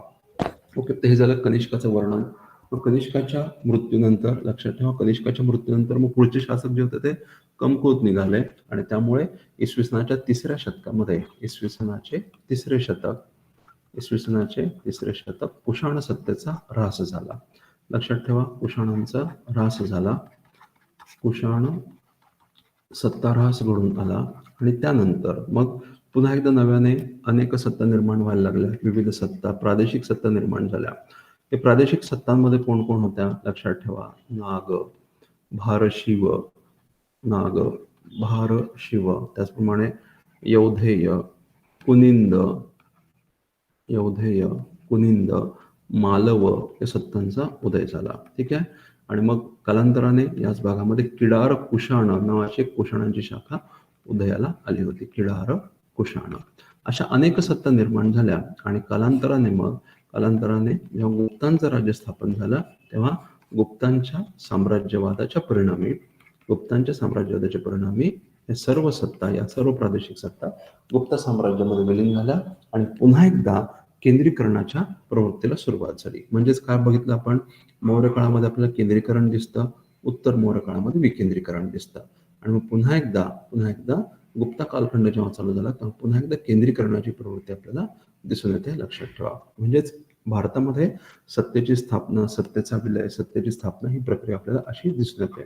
केंद्रीकरण मौर्य काळाचं वैशिष्ट्य, विकेंद्रीकरण उत्तर मौर्य काळाचं वैशिष्ट्य आणि गुप्त काळामध्ये विशिष्ट समुद्रगुप्ताच्या काळामध्ये पुन्हा एकदा केंद्रीकरणाचे प्रयत्न झाले होते. लक्षात ठेवा, त्याला अल्प प्रमाणामध्ये यश देखील मिळालं होतं. म्हणजे काय की पूर्ण भारतामध्ये सत्ता जरी प्रस्थापित झालं नाही तर भारतामधल्या मुख्य प्रदेशावर गुप्तांचं एकहाती वर्चस्व प्रस्थापित झालं होतं. म्हणून पुन्हा एकदा केंद्रीकरणाची प्रवृत्ती गुप्त काळामध्ये दिसून येते. हा महत्वाचा मुद्दा आहे. तर कुशाण सत्ता इसवी सनाच्या 3ऱ्या शतकामध्ये संपुष्टात आली आणि त्यानंतर मग गुप्तांचं वर्चस्व प्रस्थापित झालं. आता गुप्त सत्तेची चर्चा करण्याआधी आपण थोडक्यामध्ये उत्तर मौर्य काळामध्ये जो कलांचा विकास झाला होता त्याच्याबद्दल ब्रीफमध्ये थोडक्यात माहिती घेऊया. त्यामध्ये आपल्याला 3 शिल्पशैलींची चर्चा करायची आहे. गांधार शिल्पशैली, मथुरा शिल्पशैली आणि अमरावती शिल्पशैली. या शिल्पशैली या उत्तर मौर्य काळामध्ये विशेष करून विकसित झाला होता आणि त्यामुळं हा भाग अत्यंत महत्वाचा आहे. यापैकी गांधार शिल्पशैलीवर ऑलरेडी MPSC मध्ये प्रश्न विचारण्यात आलेला आहे. तर गांधार शिल्पशैली लक्षात ठेवा, गांधार शिल्पशैली जी आहे ती इंडो ग्रीक किंवा ग्रीको रोमन शिल्पशैली या नावाने देखील ओळखली जाते. इंडो ग्रीक किंवा ग्रीको रोमन असं का? कारण लक्षात ठेवा, या शिल्पशैलीमध्ये जे काही प्रतिमा चित्रण करण्यात आलेलं आहे, लक्षात ठेवा, या शिल्पशैलीमध्ये जे काही प्रतिमा चित्रण करण्यात आलेलं आहे त्यामागची जी प्रेरणा आहे, म्हणजे विषय वस्तू आपण ज्याला म्हणूया, प्रेरणा म्हणू किंवा विषय वस्तू ती भारतीय आहे. म्हणजेच गौतम बुद्धाचं प्रामुख्याने चित्रण करण्यात आलेलं आहे. विषय वस्तू ही भारतीय आहे. कशाची, म्हणजे ही प्रेरणा जी आलेली आहे ती भारतीय व्यक्तीचं म्हणजेच गौतम बुद्धाचं चित्रण करणं ही त्याच्या मागची प्रेरणा आहे. परंतु ते चित्रण करत असताना जी पद्धत, जी शैली वापरण्यात आलेली आहे त्याच्यावर आपल्याला काय दिसतो, ग्रीक त्याचप्रमाणे रोमन तत्वांचा प्रभाव दिसतो आणि म्हणूनच याला इंडो ग्रीक किंवा ग्रीको रोमन असं म्हटलं जातं. ठीक आहे. ज्या पद्धतीने चित्रण करण्यात आलं ती पद्धत ग्रीक आणि रोमन पद्धतीपासून प्रभावित आहे, परंतु ज्यांचं चित्रण करण्यात आलं ती प्रेरणा आणि विषय वस्तू मात्र भारतीय आहे. आणि म्हणूनच यामध्ये आपल्याला एक संमिश्र तत्व आढळतात. असं का झालं? आत्ताच आपण बघितलं होतं की बघा, मौर्य काळामध्ये काय झालं होतं. मौर्य काळामध्ये किंवा अलेक्झांडरच्या आक्रमणानंतर काय झालं की बॅक्ट्रिया प्रदेशामध्ये ग्रीकांचं वर्चस्व प्रस्थापित झालं. मौर्य काळामध्ये व्यापाराला चालना मिळाली आणि त्यामुळे कित्येक भारतीय लोक या प्रदेशामध्ये ग्रीक लोकांसोबत मिसळले, त्यांच्यामध्ये सरमिसळ झाली, सांस्कृतिक देवाणघेवाण झाली. आणि त्या परिणामी झालं काय की ग्रीक लोकांचा बौद्ध धर्माशी परिचय झाला. त्यानंतर पुष्यमित्र शृंगाच्या काळामध्ये देखील हा परिचय किंवा उत्तर मौर्य काळामध्ये देखील हा परिचय मोठ्या प्रमाणामध्ये वाढला. तर मग बॅक्ट्रिया प्रदेशामधले ग्रीक आणि भारतीय यांच्यामध्ये सरमिसळ झाली, यांच्यामध्ये परिचय मोठ्या प्रमाणामध्ये वाढला आणि त्यामुळे सांस्कृतिक देवाणघेवाण मोठ्या प्रमाणामध्ये झाली होती. आता भारतातील जो प्रमुख धर्म होता बौद्ध धर्म, तो या भागामध्ये लोकांनी स्वीकारला आणि मग आता नव्याने धर्माचा स्वीकार या लोकांनी केला होता आणि त्यांना आता एक पूजनीय प्रतीक निर्माण करायचं आहे या धर्माचं पालन करत असताना. आणि ते पूजनीय प्रतीक त्यांनी गौतम बुद्धाच्या मूर्ती स्वरूपामध्ये निर्माण करायचा प्रयत्न केला होता. परंतु गौतम बुद्धाच्या यादीच्या मानवी प्रतिमा आपल्याला आढळत नाहीत आणि त्यामुळं त्यांनी काय केलं की त्यांनी ग्रीक आणि रोमन शैलीपासून प्रभावित होऊन, लक्षात घ्या, त्यांनी ग्रीक आणि रोमन शैलीपासून प्रभावित होऊन गौतम बुद्धाचं चित्रण करायचा प्रयत्न केला होता. आणि म्हणूनच मी काय सांगितलं, प्रेरणा किंवा विषय वस्तू ही भारतीय होती, परंतु ज्या पद्धतीनं चित्रण करण्यात आलं ती शैली मात्र ग्रीक रोमन होते. आणि म्हणूनच याला इंडो ग्रीक किंवा ग्रीको रोमन असं म्हटलं जातं. या काळामध्ये रोम भागामध्ये हेलेनिक घराण्याचं वर्चस्व होतं, म्हणून त्याला हेलेनिक स्टाईल असं देखील म्हटलेलं आहे. Greco Hellenic, Hellenic style, Greco Roman, Indo Greek अशा नावाने हे ओळखलं जातं. तर या शिल्पशैलीला आश्रय कोणी दिला होता, तर शक आणि कुषाण यांनी प्रामुख्याने आश्रय दिला असं मानलं जातं. इंडो ग्रीकांच्या काळामध्ये नुकतीच सुरुवात झाली आणि खऱ्या अर्थाने आश्रय हा शक आणि कुषाण यांनी दिला होता. मुख्य प्रदेश कुठला होता, तर लक्षात ठेवा अफगाणिस्तान आणि वायव्य भारत या भागामध्ये या कलेचा खऱ्या अर्थात विस्तार झाला असं मानलं गेलेलं आहे. महत्वाची स्थळं कोणती होती, तर तक्षशिला, त्याचप्रमाणे पेशावर, तक्षशिला, पेशावर, त्याचप्रमाणे बेग्राम, बमियान, त्याचप्रमाणे हद्दा आणि जलालाबाद ही स्थळं महत्वाची मानली गेलेली. जलालाबाद लक्षात ठेवा. त्याचप्रमाणे आत्ताच आपण बघितलं होतं तख्त-ए-बही देखील या शैलीमधलं महत्वाचं ठिकाण मानलं जातं. तख्त-ए-बही. ओके, तर ही महत्वाची स्थळं या शिल्पशैलीची होती, लक्षात ठेवा. आणि प्रदेश कोणता होता, अफगाणिस्तान आणि वायव्य भारत. या काळामध्ये महायान पंथाचा प्रभाव वाढलेला असल्यामुळे साहजिकच या शिल्पशैलीवर महायान बौद्ध पंथाचा मुख्यतः प्रभाव होता, हे लक्षात ठेवा. जसं मी तुम्हाला सांगितलं, संकल्पना प्रेरणा ही अत्यदेशीय होती, पण चित्रण मात्र ग्रीक रोमन पद्धतीनं केलं होता. आणि म्हणूनच असं सांगितलं जातं की कित्येक इतिहासकार असं म्हणतात की गौतम बुद्धाचं चित्रण जर आपण बघितलं तर ग्रीक देवता अपोलोशी साधर्म्य सांगणारं हे चित्रण आहे. याच्यावरूनच आपल्या लक्षात येतं की इंडो ग्रीकांचा प्रभाव या शैलीवर होता. तर या ठिकाणी या प्रतिमा निर्माण करण्यासाठी साहित्य कोणतं वापरलं होतं, तर ग्रे सँडस्टोन, वालुकाष्माचा वापर करण्यात आला होता. त्याचप्रमाणे स्टक्को, ठीक आहे, एक प्रकारच्या मातीचा वापर या ठिकाणी करण्यात आला होता. पहिल्या टप्प्यामध्ये गांधार शिल्पशैलीचे दोन स्टेजेस आहेत. पहिल्या टप्प्यामध्ये ग्रे सँडस्टोनचा, वालुकाष्माचा वापर करण्यात आला होता आणि त्यानंतर स्टक्को म्हणजे मातीचा वापर करण्यात आला होता. प्लास्टरिंग प्रकारची रचना या ठिकाणी आपल्याला दिसून येतात, स्टक्को. ओके, तर याच्यामध्ये गौतम बुद्धाचं जे चित्रण करण्यात आलेलं आहे त्यामध्ये प्रामुख्याने काही मुद्रा आपल्याला, म्हणजे विशिष्ट पोस्चर, जेस्चर आपण ज्याला म्हणतो, मुद्रा.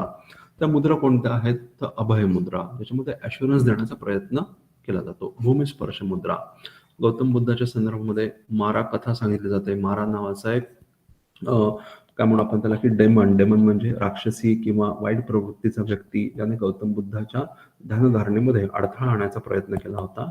आणि मग त्या दरम्यान गौतम बुद्धाने, सिद्धार्थाने या मारावर कसा विजय मिळवला याची कथा भूमिस्पर्श मुद्रेच्या माध्यमातून सांगितली जाते. तर ही भूमिस्पर्श मुद्रा गांधार शिल्पशैलीमध्ये दाखवण्यात आलेली आहे.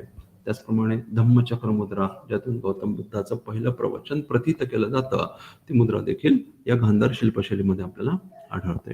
या शिल्पशैलीची वैशिष्ट्य काय, तर लक्षात घ्या, शिरोप्रभा म्हणजे काय की गौतम बुद्धाच्या चेहऱ्यामागे किंवा डोक्यामागे आपल्याला एक प्रभामंडळ आपल्याला दिसून येतं. हे प्रभामंडळ जे आहे त्याला आपण शिरोप्रभा म्हणूया. ठीक आहे, शिरोप्रभा हे याचं वैशिष्ट्य आहे. कुरळे केस हे देखील ग्रीक शैलीपासून प्रभावित झाले असे दिसतात. चुणीदार वस्त्रे, याला पण बघा हे वेव्ही पॅटर्न जे आहे, वेव्ही पॅटर्न चुणीदार वस्त्रे आपल्याला याचं वैशिष्ट्य दिसून येतं. आणि मग अलंकारांचा वापर देखील दिसून येतो. आता लक्षात घ्या की हा मुद्दा का महत्वाचा आहे.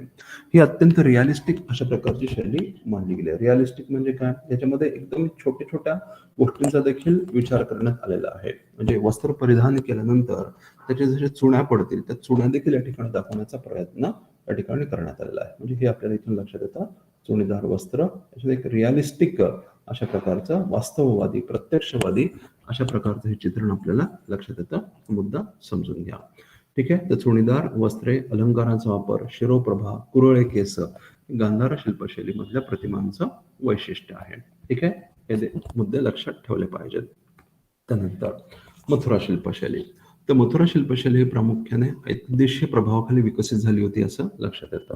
जसं गांधार शिल्पशैलीमध्ये आपल्याला परकीय प्रभाव दिसतो, तसंच मथुरा शिल्पशैलीमध्ये आपल्याला ऐतदेशीय प्रभाव दिसतो.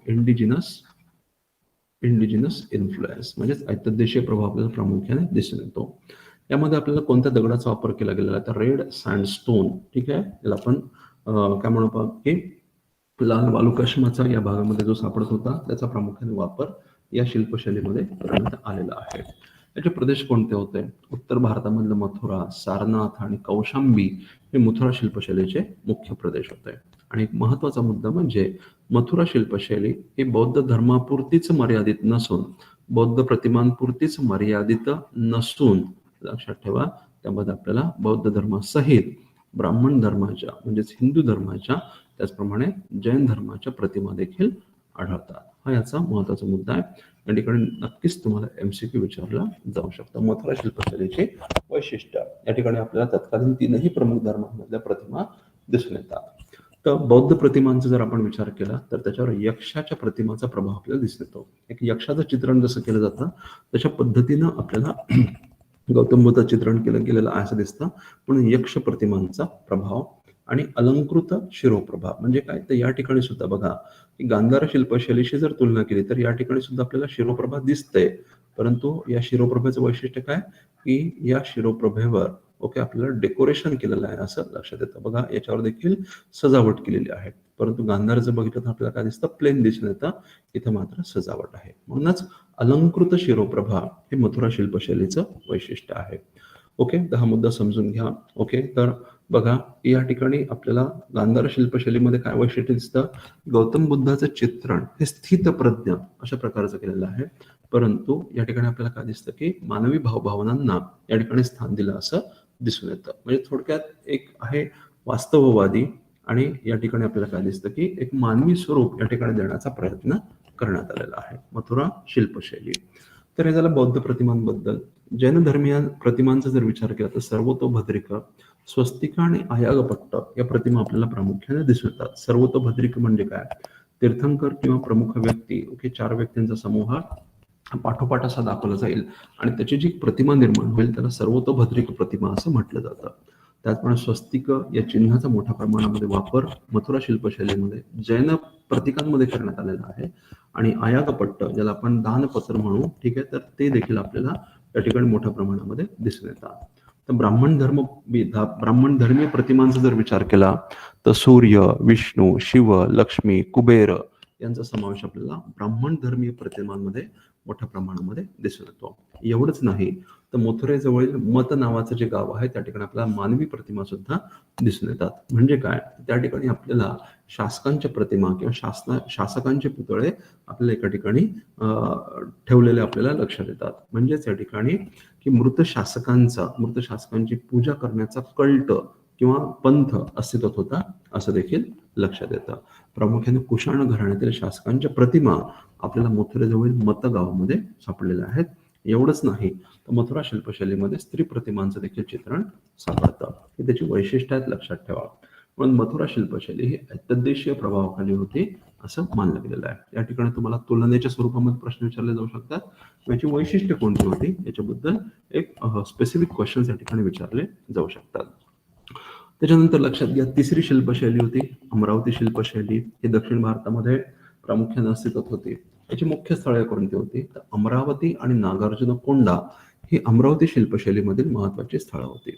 या शिल्पशैलीला आश्रय कोणी दिला होता? तर लक्षात ठेवा, सातवाहन आणि इक्ष्वाकू घराण्यांकडून या शिल्पशैलीला प्रामुख्याने आश्रय मिळाला होता. आणि या शिल्पशैलीमध्ये आपले जे प्रतीक जे साहित्य आढळून येतं त्यामध्ये आपल्याला चुनखडीच्या दगडाचा, लाईमस्टोन आपण ज्याला म्हणतो, त्याचा मोठ्या प्रमाणामध्ये वापर झाला होता. त्याचप्रमाणे संगमरवराचा वापर झाला असं लक्षात येतं. तर चुनखडीचा दगड आणि संगमरवर यांचा वापर आपल्याला या शैलीमध्ये दिसून येतो.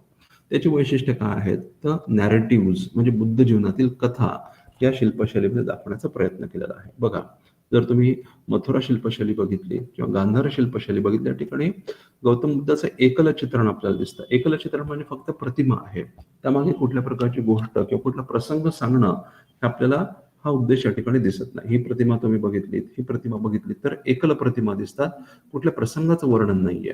परंतु जर तुम्ही ही प्रतिमा बघितली तर आपल्याला काय लक्षात येतं की गौतम बुद्धाच्या आयुष्यातील, त्यांच्या जीवनामधील काही महत्वाचे प्रसंग सांगण्याचा प्रयत्न या शैलीमध्ये करण्यात आलेला आहे. त्याच्यामध्ये ज्या जातक कथा आहेत, जातक कथांना एक मूर्त स्वरूप देण्याचा प्रयत्न या ठिकाणी केला गेलेला आहे. जसं की गौतम बुद्धाने केलेला गृहत्याग, महाभि निष्क्रमण आपण ज्याला म्हणतो, तो एक प्रसंग या ठिकाणी चित्रित करण्यात आलेला आहे. एक प्रसिद्ध शिल्प आहे अमरावती शैलीमधलं. त्याचप्रमाणे एका हत्तीची कथा देखील या ठिकाणी दाखवण्याचा प्रयत्न केला गेलेला आहे की एक हत्ती काय म्हणू आपण त्याला, की जो उन्मत्त झाला होता आणि मग त्या हत्तीला गौतम बुद्धाने शांत कसं केलं हे त्याचं वर्णन या ठिकाणी करण्यात आलेलं आहे. म्हणजेच काय म्हणू आपण त्याला, की नॅरेटिव्ह म्हणजे कथेच्या स्वरूपामध्ये एक प्रसंग चित्रित करण्याचं कौशल्य अमरावतीतील कलाकारांनी विकसित केलं होतं, याचं वैशिष्ट्य आहे.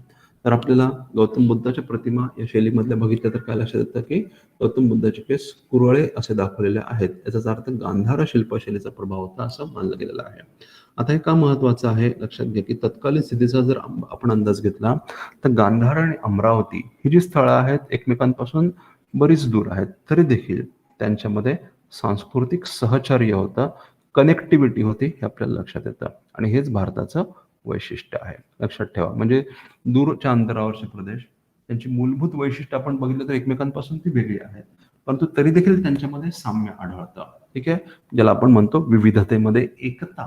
हे जे भारतीय पद्धतीचं वैशिष्ट्य आहे त्याचं एक प्रॉमिनंट एक्झाम्पल म्हणजे गांधार शिल्पशैलीचा काही प्रमाणात होईना अमरावती शैलीवर असणारा परिणाम. तर हे वाक्य लक्षात ठेवा. त्याचप्रमाणे या शिल्पशैलीमध्ये कमळ प्रतिमांचा मोठ्या प्रमाणामध्ये वापर झाला होता आणि राजा महल यांचे चित्रण करण्यात आले होते. म्हणजे आपण काय म्हणायला, ऐहिक जीवन आपण ज्याला म्हणतो, ऐहिक जीवन,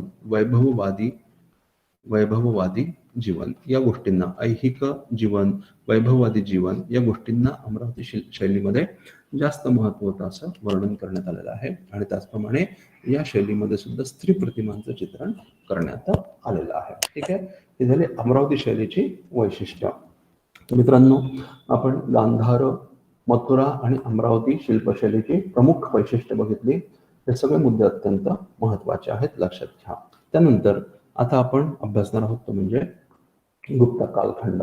गुप्त कालखंड हा भारतीय इतिहासामधला अत्यंत महत्वाचा कालखंड मानला गेलेला आहे. इसवी सन 300 ते इसवी सन 550, साधारणतः 250 वर्षांचा कालखंड हा गुप्त कालखंड मानला जातो. हा का महत्वाचा आहे लक्षात ठेवा. गुप्त कालखंड हा भारतीय इतिहासाच्या दृष्टिकोनातून का महत्वाचा आहे? कित्येक इतिहासकारांनी गुप्त कालखंडाला भारतीय इतिहासामधला सुवर्ण युग म्हटलेला आहे. लक्षात ठेवा, गुप्त कालखंड हा भारतीय इतिहासामधला सुवर्ण युग आहे अशी एक संकल्पना मांडली जाते. मग हा मुद्दा आपण एकदम थोडक्यामध्ये डिस्कस करूया. गुप्ता काळ भारतातील सुवर्ण युग. ठीक आहे, एक संकल्पना, कन्सेप्च्युअल हा एक भाग आहे, तो आपण थोडक्यात डिस्कस करूया. गुप्त काळ हा भारतामध्ये सुवर्णयुग का मानला गेला याच्या समर्थनाचा जर आपण विचार केला, पण गुप्त काळात सुवर्णयुग होतं की नाही याचा जर विचार केला तर काय लक्षात येतं आपल्याला? तर बघा, या काळामध्ये काय दिसतं आपल्याला? राजकीय केंद्रीकरण हे पुन्हा घडून आलं असं लक्षात येतं. म्हणजे पुन्हा एकदा एका साम्राज्याच्या निर्मितीची प्रक्रिया त्या काळामध्ये चालू झाली. समुद्रगुप्त आणि चंद्रगुप्त द्वितीय या काळामध्ये गुप्त सत्तेची मोठ्या प्रमाणामध्ये भरभराट झाली होती, सत्ता उत्कर्ष झाला होता आणि म्हणून केंद्रीकरणाची प्रवृत्ती आपल्याला गुप्त काळामध्ये दिसून येते.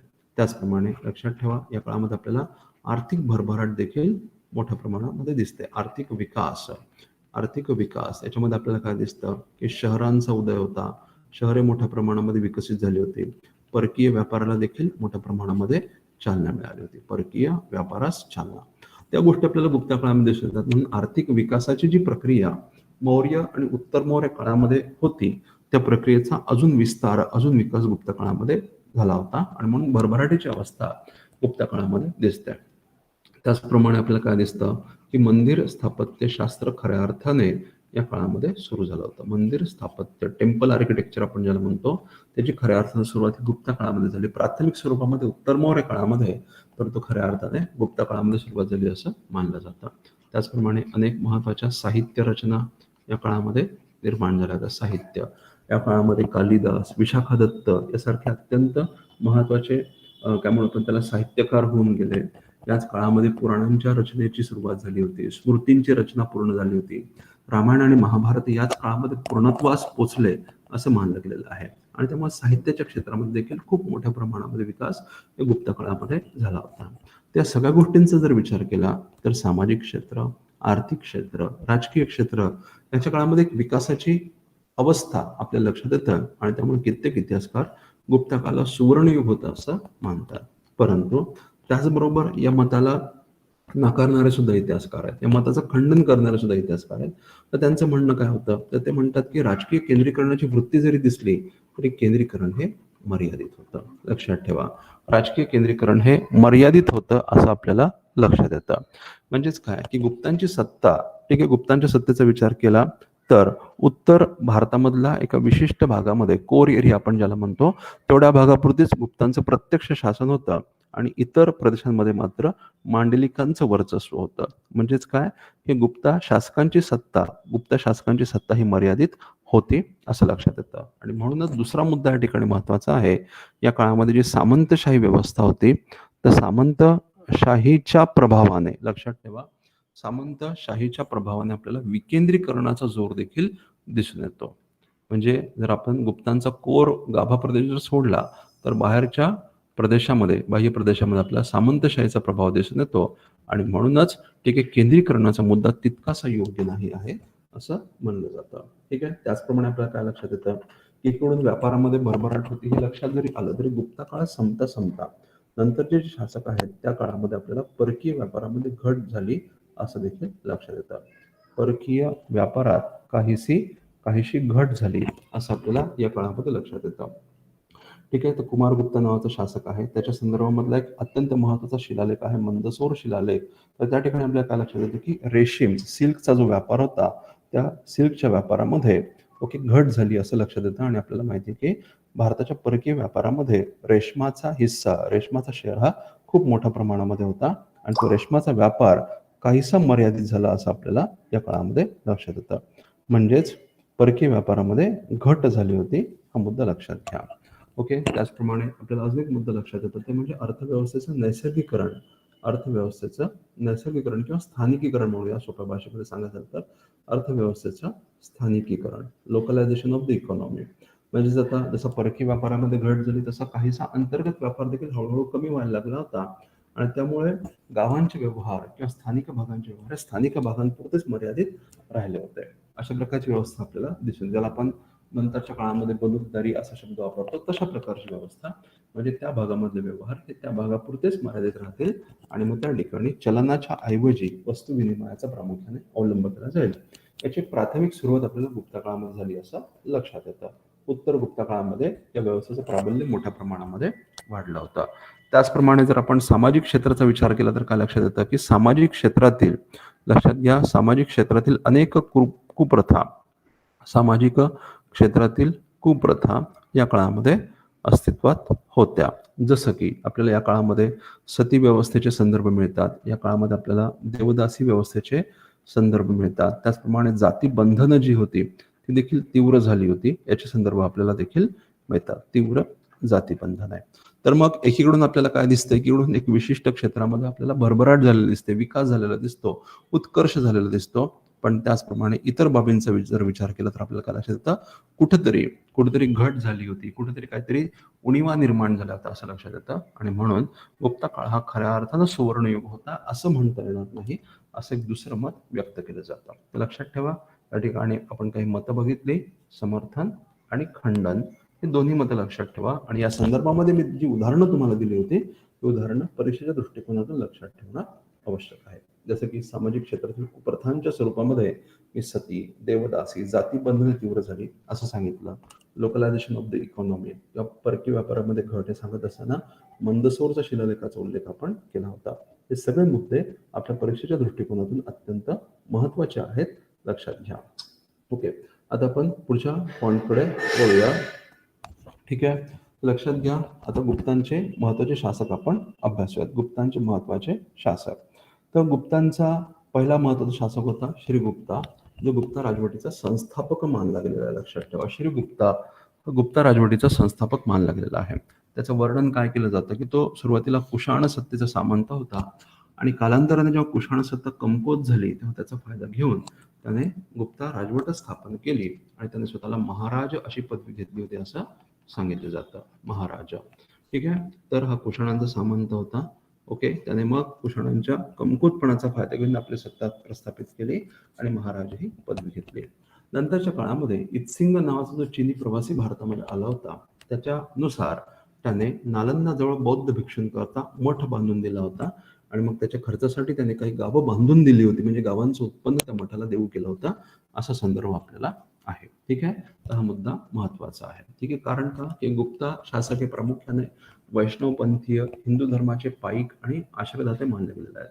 पण असं असताना सुद्धा इतर धर्मांप्रती हे शासक सहिष्णू होते. ठीक आहे, हे सांगण्याकरता ही उदाहरणं महत्वाची आहेत. इतर शासकांबद्दल देखील अशीच उदाहरणं दिली जातात, हा मुद्दा समजून घ्या. ठीक आहे, गुप्तांचं मूळ मात्र अनिश्चित आहे. लक्षात ठेवा की ते नेमके कोणत्या वर्णाचे होते, त्यांचं मूळ ते नेमकं कोणत्या प्रदेशाचे होते, याच्याबद्दल इतिहासकारांमध्ये अनेक विविध मतं आहेत. त्याच्यामुळं मूळ हे अनिश्चित आहे. तरी देखील बहुतांश इतिहासकार गुप्तांचं मूळ हे वैश्य होतं आणि अलाहाबाद प्रयाग प्रदेश हा त्यांचा मूळ प्रदेश होता असं मानतात. परंतु या संदर्भामध्ये इतिहासकारांमध्ये मतैक्य नाही आहे, हा मुद्दा समजून घ्या. श्रीगुप्तानंतर घटोत्कच नावाचा शासक होऊन गेला, जो द्वितीय क्रमांकाचा शासक होता आणि त्याने देखील महाराज ही पदवी धारण केली होती. ठीक आहे, तर श्रीगुप्त आणि घटोत्कच हे प्रारंभिक काळामधले गुप्तांचे शासक होते. आणि घटोत्कच्या नंतर चंद्रगुप्त पहिला, लक्षात ठेवा चंद्रगुप्त पहिला हा शासक बनला. त्याचा कालावधी 319 ते 340 एडी असा होता आणि तो खऱ्या अर्थाने, लक्षात ठेवा खऱ्या अर्थाने गुप्ता राज्याचा खरा संस्थापक, ट्रू फाउंडर मानला गेलेला आहे. ओके, गुप्ता शासनाचा खरा संस्थापक मानला गेला का, लक्षात घ्या. त्याने आपल्या युद्ध धोरणाचा अवलंब करून मगध, साकेत, प्रयाग या प्रदेशामध्ये सत्ता विस्तार केला आणि त्यानंतर त्याने महाराजाधिराज ही पदवी धारण केली होती. आता याच्या आधीचे शासक सुद्धा त्याला महाराज म्हणून घ्यायचे, परंतु चंद्रगुप्त प्रथमने महाराजाधिराज ही पदवी धारण केली. याचाच अर्थ त्याचा सत्ता विस्तार झाला होता, हे लक्षात घ्या. त्याचप्रमाणे त्याने सत्तेवर आल्यानंतर त्याने गुप्ता कालगणना चालू केली. तर साधारणतः इसवी सनाचं 319-320 हे वर्ष गुप्ता कालगणनेची सुरुवात मानली जाते. त्याचप्रमाणे याची अजून एक उपलब्धी काय आहे, चंद्रगुप्त पहिल्याची अजून महत्वाची उपलब्धी म्हणजे त्याने लिच्छवी राजकन्या कुमारदेवी सोबत विवाह केला होता. आता ही घटना का महत्वाची आहे लक्षात ठेवा. आताच आपण बघितलं गुप्तांचं मूळ जे आहे ते अनिश्चित मानलं गेलेलं आहे, म्हणजे गुप्त मूळचे कोणत्या वर्णाचे होते, कोणत्या वंशाचे होते, याच्याबद्दल इतिहासकारांमध्ये मतैक्य नाही आहे. परंतु आपण जर महाजनपदांचा विचार केला किंवा प्राचीन याच्या आधीच्या काळाचा विचार केला तर लिच्छवी राजसत्ता जी होती ही प्राचीन भारतामधली एक महत्वाची क्षत्रिय सत्ता, राजसत्ता मानली गेलेली आहे. अशा परिस्थितीमध्ये गुप्तांचं लिच्छवींसोबत एकत्र येणं हे गुप्तांचा दर्जा उंचवणारं होतं असं मानलं गेलेलं आहे. म्हणजे गुप्तांचा प्रभाव वर्धनासाठी, प्रभाव वाढवण्यासाठी ही वैवाहिक संबंध, ही युती अत्यंत महत्वाची ठरली आणि त्यामुळे चंद्रगुप्ताच्या सत्तेचा मोठ्या प्रमाणामध्ये विस्तार झाला होता आणि गुप्तांना त्यामुळे भारतीय राजकारणामध्ये, तत्कालीन राजकारणामध्ये मान्यता मिळाली असं सांगितलं जातं. तर झालं काय होतं, त्यावेळेला उत्तर भारतामध्ये नाग नावाची एक सत्ता होती, उत्तर भारतात नाग नावाची सत्ता आणि दक्षिण भागामध्ये वाकाटक नावाच्या सत्तेचा उदय होत होता. महाराष्ट्रामध्ये वाकाटक नावाची सत्ता होती. सातवाहनांच्या असतानंतर या भागामध्ये वाकाटक सत्ता उदयाला आली. तर झालं असं की नाग आणि वाकाटक यांच्यामध्ये वैवाहिक संबंध प्रस्थापित झाले आणि त्यामुळे सत्तेचा एक ॲक्सिस निर्माण व्हायला सुरुवात झाली. उत्तर भारतीय नाग आणि दख्खनमधले वाकाटक यांचा प्रभाव या प्रदेशामध्ये निर्माण व्हायला सुरुवात झाली आणि त्यामुळे इतर सत्तांना कुठेतरी त्यांच्या प्रभावाला धोका निर्माण झाला आणि त्या परिणामी लक्षात ठेवा, त्या परिणामी गुप्ता आणि लिच्छवी ही युती घडून आली होती. म्हणजे आता भारतामध्ये आपल्याला काय दिसतं, भारतामध्ये एक राजकीय संघर्ष दिसतो, ज्यामध्ये आपल्याला नाग वाकाटक आणि गुप्ता लिच्छवी यांच्यामध्ये वर्चस्वाचा संघर्ष दिसतो आणि कालांतराने या संघर्षामध्ये गुप्तांचा प्रभाव प्रस्थापित झाला होता, गुप्तांचा विजय झाला होता, हे लक्षात घ्या. आणि म्हणूनच हे विवाह संबंध गुप्ता राजवटी संदर्भामध्ये महत्वाचे आहेत. याची जी नाणी आहेत लक्षात ठेवा, चंद्रगुप्त पहिलाची जी नाणी आहेत त्याच्यावर आपल्याला चंद्रगुप्त पहिला आणि पत्नी कुमारदेवी यांचं चित्रण दिसतं आणि त्याचप्रमाणे नाण्यांवर लिच्छवय्य, ठीक आहे, अशा प्रकारचं वर्णन आढळतं. लिच्छवय्य अशा प्रकारचं वर्णन आपल्याला आढळतं. म्हणजेच लिच्छवीसोबत त्यांचे संबंध प्रस्थापित झाले होते, हे लक्षात घ्या. त्याच्यानंतर आला समुद्रगुप्त सत्तेवर. चंद्रगुप्त प्रथम नंतर समुद्रगुप्त हा सत्तेवर आला आणि समुद्रगुप्त हा गुप्ता घराण्याचा सर्वात महत्वाचा शासक मानला गेलेला. त्याचा कालावधी होता 340 ते 380 AD. तर या समुद्रगुप्ताने युद्धाद्वारे सत्ता विस्ताराचं धोरण अवलंबलं आणि म्हणून ब्रिटिश इतिहासकार व्हिन्सेंट स्मिथ नावाचा जो इतिहासकार आहे त्याने समुद्रगुप्तासाठी भारताचा नेपोलियन असा शब्द प्रयोग केलेला आहे आणि हा प्रश्न ऍक्च्युली MPSCने एक्झाम मध्ये विचारलेला आहे. खालीलपैकी कोणता शासक हा भारताचा नेपोलियन म्हणून ओळखला गेला, असा प्रश्न MPSCने विचारला होता आणि उत्तर होतं समुद्रगुप्त. आणि असं त्याला कोणी म्हटलं तर व्हिन्सेंट स्मिथ नावाच्या इतिहासकारांनी म्हटलं. का म्हटलं? कारण त्याने युद्धाद्वारे सत्ता विस्ताराचं धोरण, दिग्विजयाचं धोरण त्याने अवलंबलं होतं. तर समुद्रगुप्ताचं जे काही कर्तृत्व आहे, जे काही योगदान आहे त्याचं वर्णन आपल्याला कुठे दिसतं तर प्रयाग प्रशस्ती, अलाहाबाद या ठिकाणचा अलाहाबाद स्तंभ आहे, अलाहाबादचा स्तंभ आणि या अलाहाबादच्या स्तंभावर, ठीक आहे, समुद्रगुप्ताच्या कर्तृत्वाचं वर्णन करण्यात आलेलं आहे, ठीक आहे, आणि त्यालाच प्रयाग प्रशस्ती असं म्हटलं जातं. प्रयाग प्रशस्ती. तर या प्रयाग प्रशस्तीमध्ये समुद्रगुप्ताच्या कर्तृत्वाचं वर्णन केलेलं आहे आणि या प्रयाग प्रशस्तीची रचना कोणी केलेली आहे तर समुद्रगुप्ताचा मंत्री हरिसेन याने ही प्रयाग प्रशस्ती रचलेली आहे. हा मुद्दा समजून घ्या. तर लक्षात घ्या, अलाहाबाद किंवा प्रयाग प्रशस्तीमध्ये समुद्रगुप्ताच्या कर्तृत्वाचं वर्णन आहे. आणि मग या प्रयाग प्रशस्तीतील वर्णनानुसार समुद्रगुप्ताने आपला सत्ता विस्तार कसा केला होता तर त्याने पहिल्यांदा आर्यावर्त भागावर वर्चस्व प्रस्थापित केलं आणि या ठिकाणी त्याचं धोरण काय होतं, प्रत्यक्ष नियंत्रणाचं धोरण होतं. हा मुद्दा समजून घ्या. प्रत्यक्ष नियंत्रण म्हणजे काय, त्याने या प्रदेशांवर आक्रमण केली आणि ते प्रदेश जिंकून घेतले आणि आपल्या राज्यामध्ये समाविष्ट करून घेतले आणि त्या ठिकाणी त्याने प्रत्यक्ष राज्य करायला सुरुवात केली. त्यानंतर त्याने दक्षिण पथाकडे आपलं लक्ष वळवलं, परंतु दक्षिण पथाच्या बाबतीत त्याचं धोरण वेगळं होतं. त्याने काय केलं की या दक्षिण पथातील राजांचा पराभव केला आणि मग त्यांच्याकडून त्याने नजराणे स्वीकारले,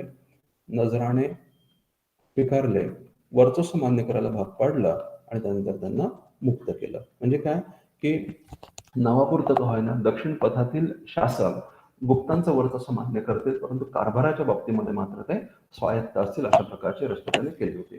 त्याच्यावर त्याचा मुत्सुद्दीपणा लक्षात येतो. कसा काय मुत्सुद्दीपणा लक्षात येतो, त्याने दक्षिण भारतामधल्या सत्तांचा पराभव जरी केला असला तरी त्याला माहिती होतं की आपण या प्रदेशावर प्रत्यक्ष सत्ता गाजवू शकणार नाही, प्रत्यक्ष सत्ता राबवू शकणार नाही. का? कारण दक्षिण भारताचा प्रदेश त्याच्या राजधानीपासून, त्याच्या राज्यापासून जास्त अंतरावर होता. मग अशा परिस्थितीमध्ये वारंवार उठाव झाले असते आणि म्हणून ते टाळण्यासाठी त्याने त्या ठिकाणी नॉमिनल नाममात्र नियंत्रण प्रस्थापित केलं आणि हा प्रदेश गुप्त राज्याचा म्हणून ओळखला गेला. प्रत्यक्षतः या भागामध्ये स्थानिक शासकांचं स्वायत्त असं शासन होतं, हे लक्षात ठेवा. त्याचप्रमाणे त्याने 8वी राज्य म्हणजेच वनराज्य आणि प्रत्यंत म्हणजे सीमाराज्यावर देखील आक्रमण केले आणि या ठिकाणच्या शासकांना देखील त्याने नजराणे स्वीकारून त्यांना मुक्त केलं, त्यांना मांडलिक बनवलं. तर हे का? कारण लक्षात ठेवा की वनराज्य असतील, प्रत्यांत म्हणजे सीमाराज्य असतील, या ठिकाणची राजनैतिक सामाजिक तत्व ही गुप्तांच्या राजनैतिक आणि सामाजिक तत्वांपेक्षा वेगळी होती आणि त्यामुळे यांच्या जर प्रत्यक्ष शासन प्रस्थापित केलं असतं तर कुठेतरी हितांचा संघर्ष निर्माण झाला असता आणि म्हणून साम्राज्याच्या अंतर्गतच गुप्तांना पुन्हा एकदा उठावाचा, विरोधाचा सामना करावा लागला असता. आणि हे टाळण्यासाठी म्हणून त्याने काय केलं, त्या राजांचा पराभव जरी केला तरी त्यांचे राज्य परत दिली आणि त्यांच्या बदल्यामध्ये त्यांनी गुप्तांचं वर्चस्व मान्य केलं होतं. हा मुद्दा महत्वाचा आहे. त्याचप्रमाणे विदेशी सत्ता म्हणजे इतर सत्ता, ज्याच्यामध्ये कुशाणांचा उल्लेख केलेला आहे. शहानुशाही या नावाने कुशाणांचा उल्लेख केलेला आहे. सिंहल द्वीपाच्या शासकाचा उल्लेख केलेला आहे. सिंहल द्वीप म्हणजे श्रीलंका.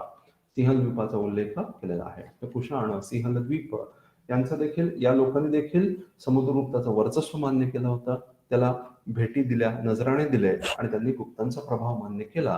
ठीक आहे, असं वर्णन करण्यात आलेलं आहे. लक्षात ठेवा, सिंहल द्वीप त्याचप्रमाणे कुशाण यांनी गुप्तांचं वर्चस्व मान्य केलं, समुद्रगुप्ताला नजराणे उपहार दिले असं सांगण्यात आलेलं आहे. अशा पद्धतीने समुद्रगुप्ताने विविध मार्गांचा, विविध धोरणांचा अवलंब करून आपला सत्ता विस्तार केला होता आणि म्हणूनच भारतामधल्या महान शासकांमध्ये समुद्रगुप्ताचा समावेश केला जातो, हे लक्षात ठेवा. तर हा मुद्दा महत्वाचा आहे. ठीक आहे, कोणत्या प्रदेशामधल्या राज्यांप्रती त्याचं धोरण कशा प्रकारचं होतं, ठीक आहे, याच्यावर डेफिनेटली एक्झाममध्ये प्रश्न विचारले जाऊ शकतात. ओके, तर बघा, आता एवढे सगळे पराक्रम त्याने केले, एवढे सगळे प्रदेश त्याने जिंकले आणि त्यानंतर त्याचा उत्सव म्हणून अश्वमेध यज्ञ त्याने केला होता आणि अश्वमेध यज्ञ करून महाराजाधिराज विक्रमांक या पदव्या त्याने घेतल्या होत्या. त्याच्या नाण्यांवर त्याचं वर्णन व्याघ्र पराक्रम, वाघा इतका पराक्रमी अशा प्रकारचं त्याचं वर्णन करण्यात आलेलं आहे. त्याचप्रमाणे हा मुद्दा खूप महत्वाचा आहे. त्याचप्रमाणे तो अनुकंपा वाव या नावाने देखील ओळखला जातो. आता अनुकंपा वाव म्हणजे काय? कनवाळू वृत्तीचा, दयाळू वृत्तीचा शासक. अनुकंपा वाव म्हणजे कनवाळू वृत्तीचा शासक म्हणजे काय, त्या संदर्भामध्ये गोष्ट सांगितली जाते. सिंहल द्वीपाचा राजा होता मेघवर्मन, हे नाव लक्षात ठेवा. सिंहल द्वीपाचा शासक होता मेघवर्मन. तर हा बौद्ध धर्मीय होता आणि त्याने समुद्रगुप्ताला विनंती केली की बोधगया या ठिकाणी बौद्ध मठ बांधून दिला जावा. तर समुद्रगुप्ताने ही परवानगी त्याला दिली. उदार मनाने ही परवानगी समुद्रगुप्ताने मेघवर्मनला दिली आणि म्हणून समुद्रगुप्ताचं वर्णन अनुकंपा वाव अशा नावाने केलं गेलेलं आहे. लक्षात ठेवा, सिंहल द्वीपाचा श्रीलंकेचा राजा मेघवर्मन, हा मुद्दा तुम्हाला लक्षात ठेवायचा आहे. ओके, त्याचप्रमाणे तो विद्वानांचा आश्रयदाता होता. हरिसेन ज्याने प्रयाग प्रशस्तीचं लिखाण केलं होतं. वसुबंधू हा बौद्ध विद्वान त्याच्या दरबारी होता असं सांगितलं जातं. एवढंच नाही तर तो स्वतः विद्वान होता आणि त्याला कविराज असं म्हटलं गेलं, हे त्याच्या नाण्यांवरून लक्षात येतं. त्याचं वर्णन कविराज असं करण्यात आलेलं आहे. त्याच्या नाण्यांवर तो वीणा वाजवतानाचं चित्रण आहे असं सांगितलं जातं. त्याचप्रमाणे जर आपण हरिसेनाचा संदर्भ लक्षात घेतला तर हरिसेन काय म्हणतो, या समुद्रगुप्ताची बुद्धिमत्ता ही बृहस्पतीला देखील लाजणारी होती आणि त्याचप्रमाणे नारद आणि तुंबरू, ठीक आहे, हे त्या तत्कालीन काळामधले काय म्हणून आपण त्याला संगीतज्ञ मानले जातात. तर नारद आणि तुंबरू यांना लाजवणं इतकं त्याला संगीताचं आणि गायनाचं ज्ञान होतं, असा देखील संदर्भ आपल्याला आढळून येतो. तर हे सर्व मुद्दे समुद्रगुप्ताबद्दल लक्षात ठेवा. ठीक आहे, तर असा महत्वाचा शासक ज्याने गुप्त साम्राज्याचा खऱ्या अर्थाने विस्तार केला होता. त्याच्यानंतर चंद्रगुप्त दुसरा हा सत्तेवर आला होता. चंद्रगुप्त दुसरा त्याचा कालखंड हा 375 ते 415 एडी मानला गेलेला आहे. ठीक आहे, तर याने शकांचा पराभव करून, जो शकांचा राजा तो रुद्रसिंह तिसरा, याच्याबद्दल आपण आता थोडापूर्वी चर्चा केली होती.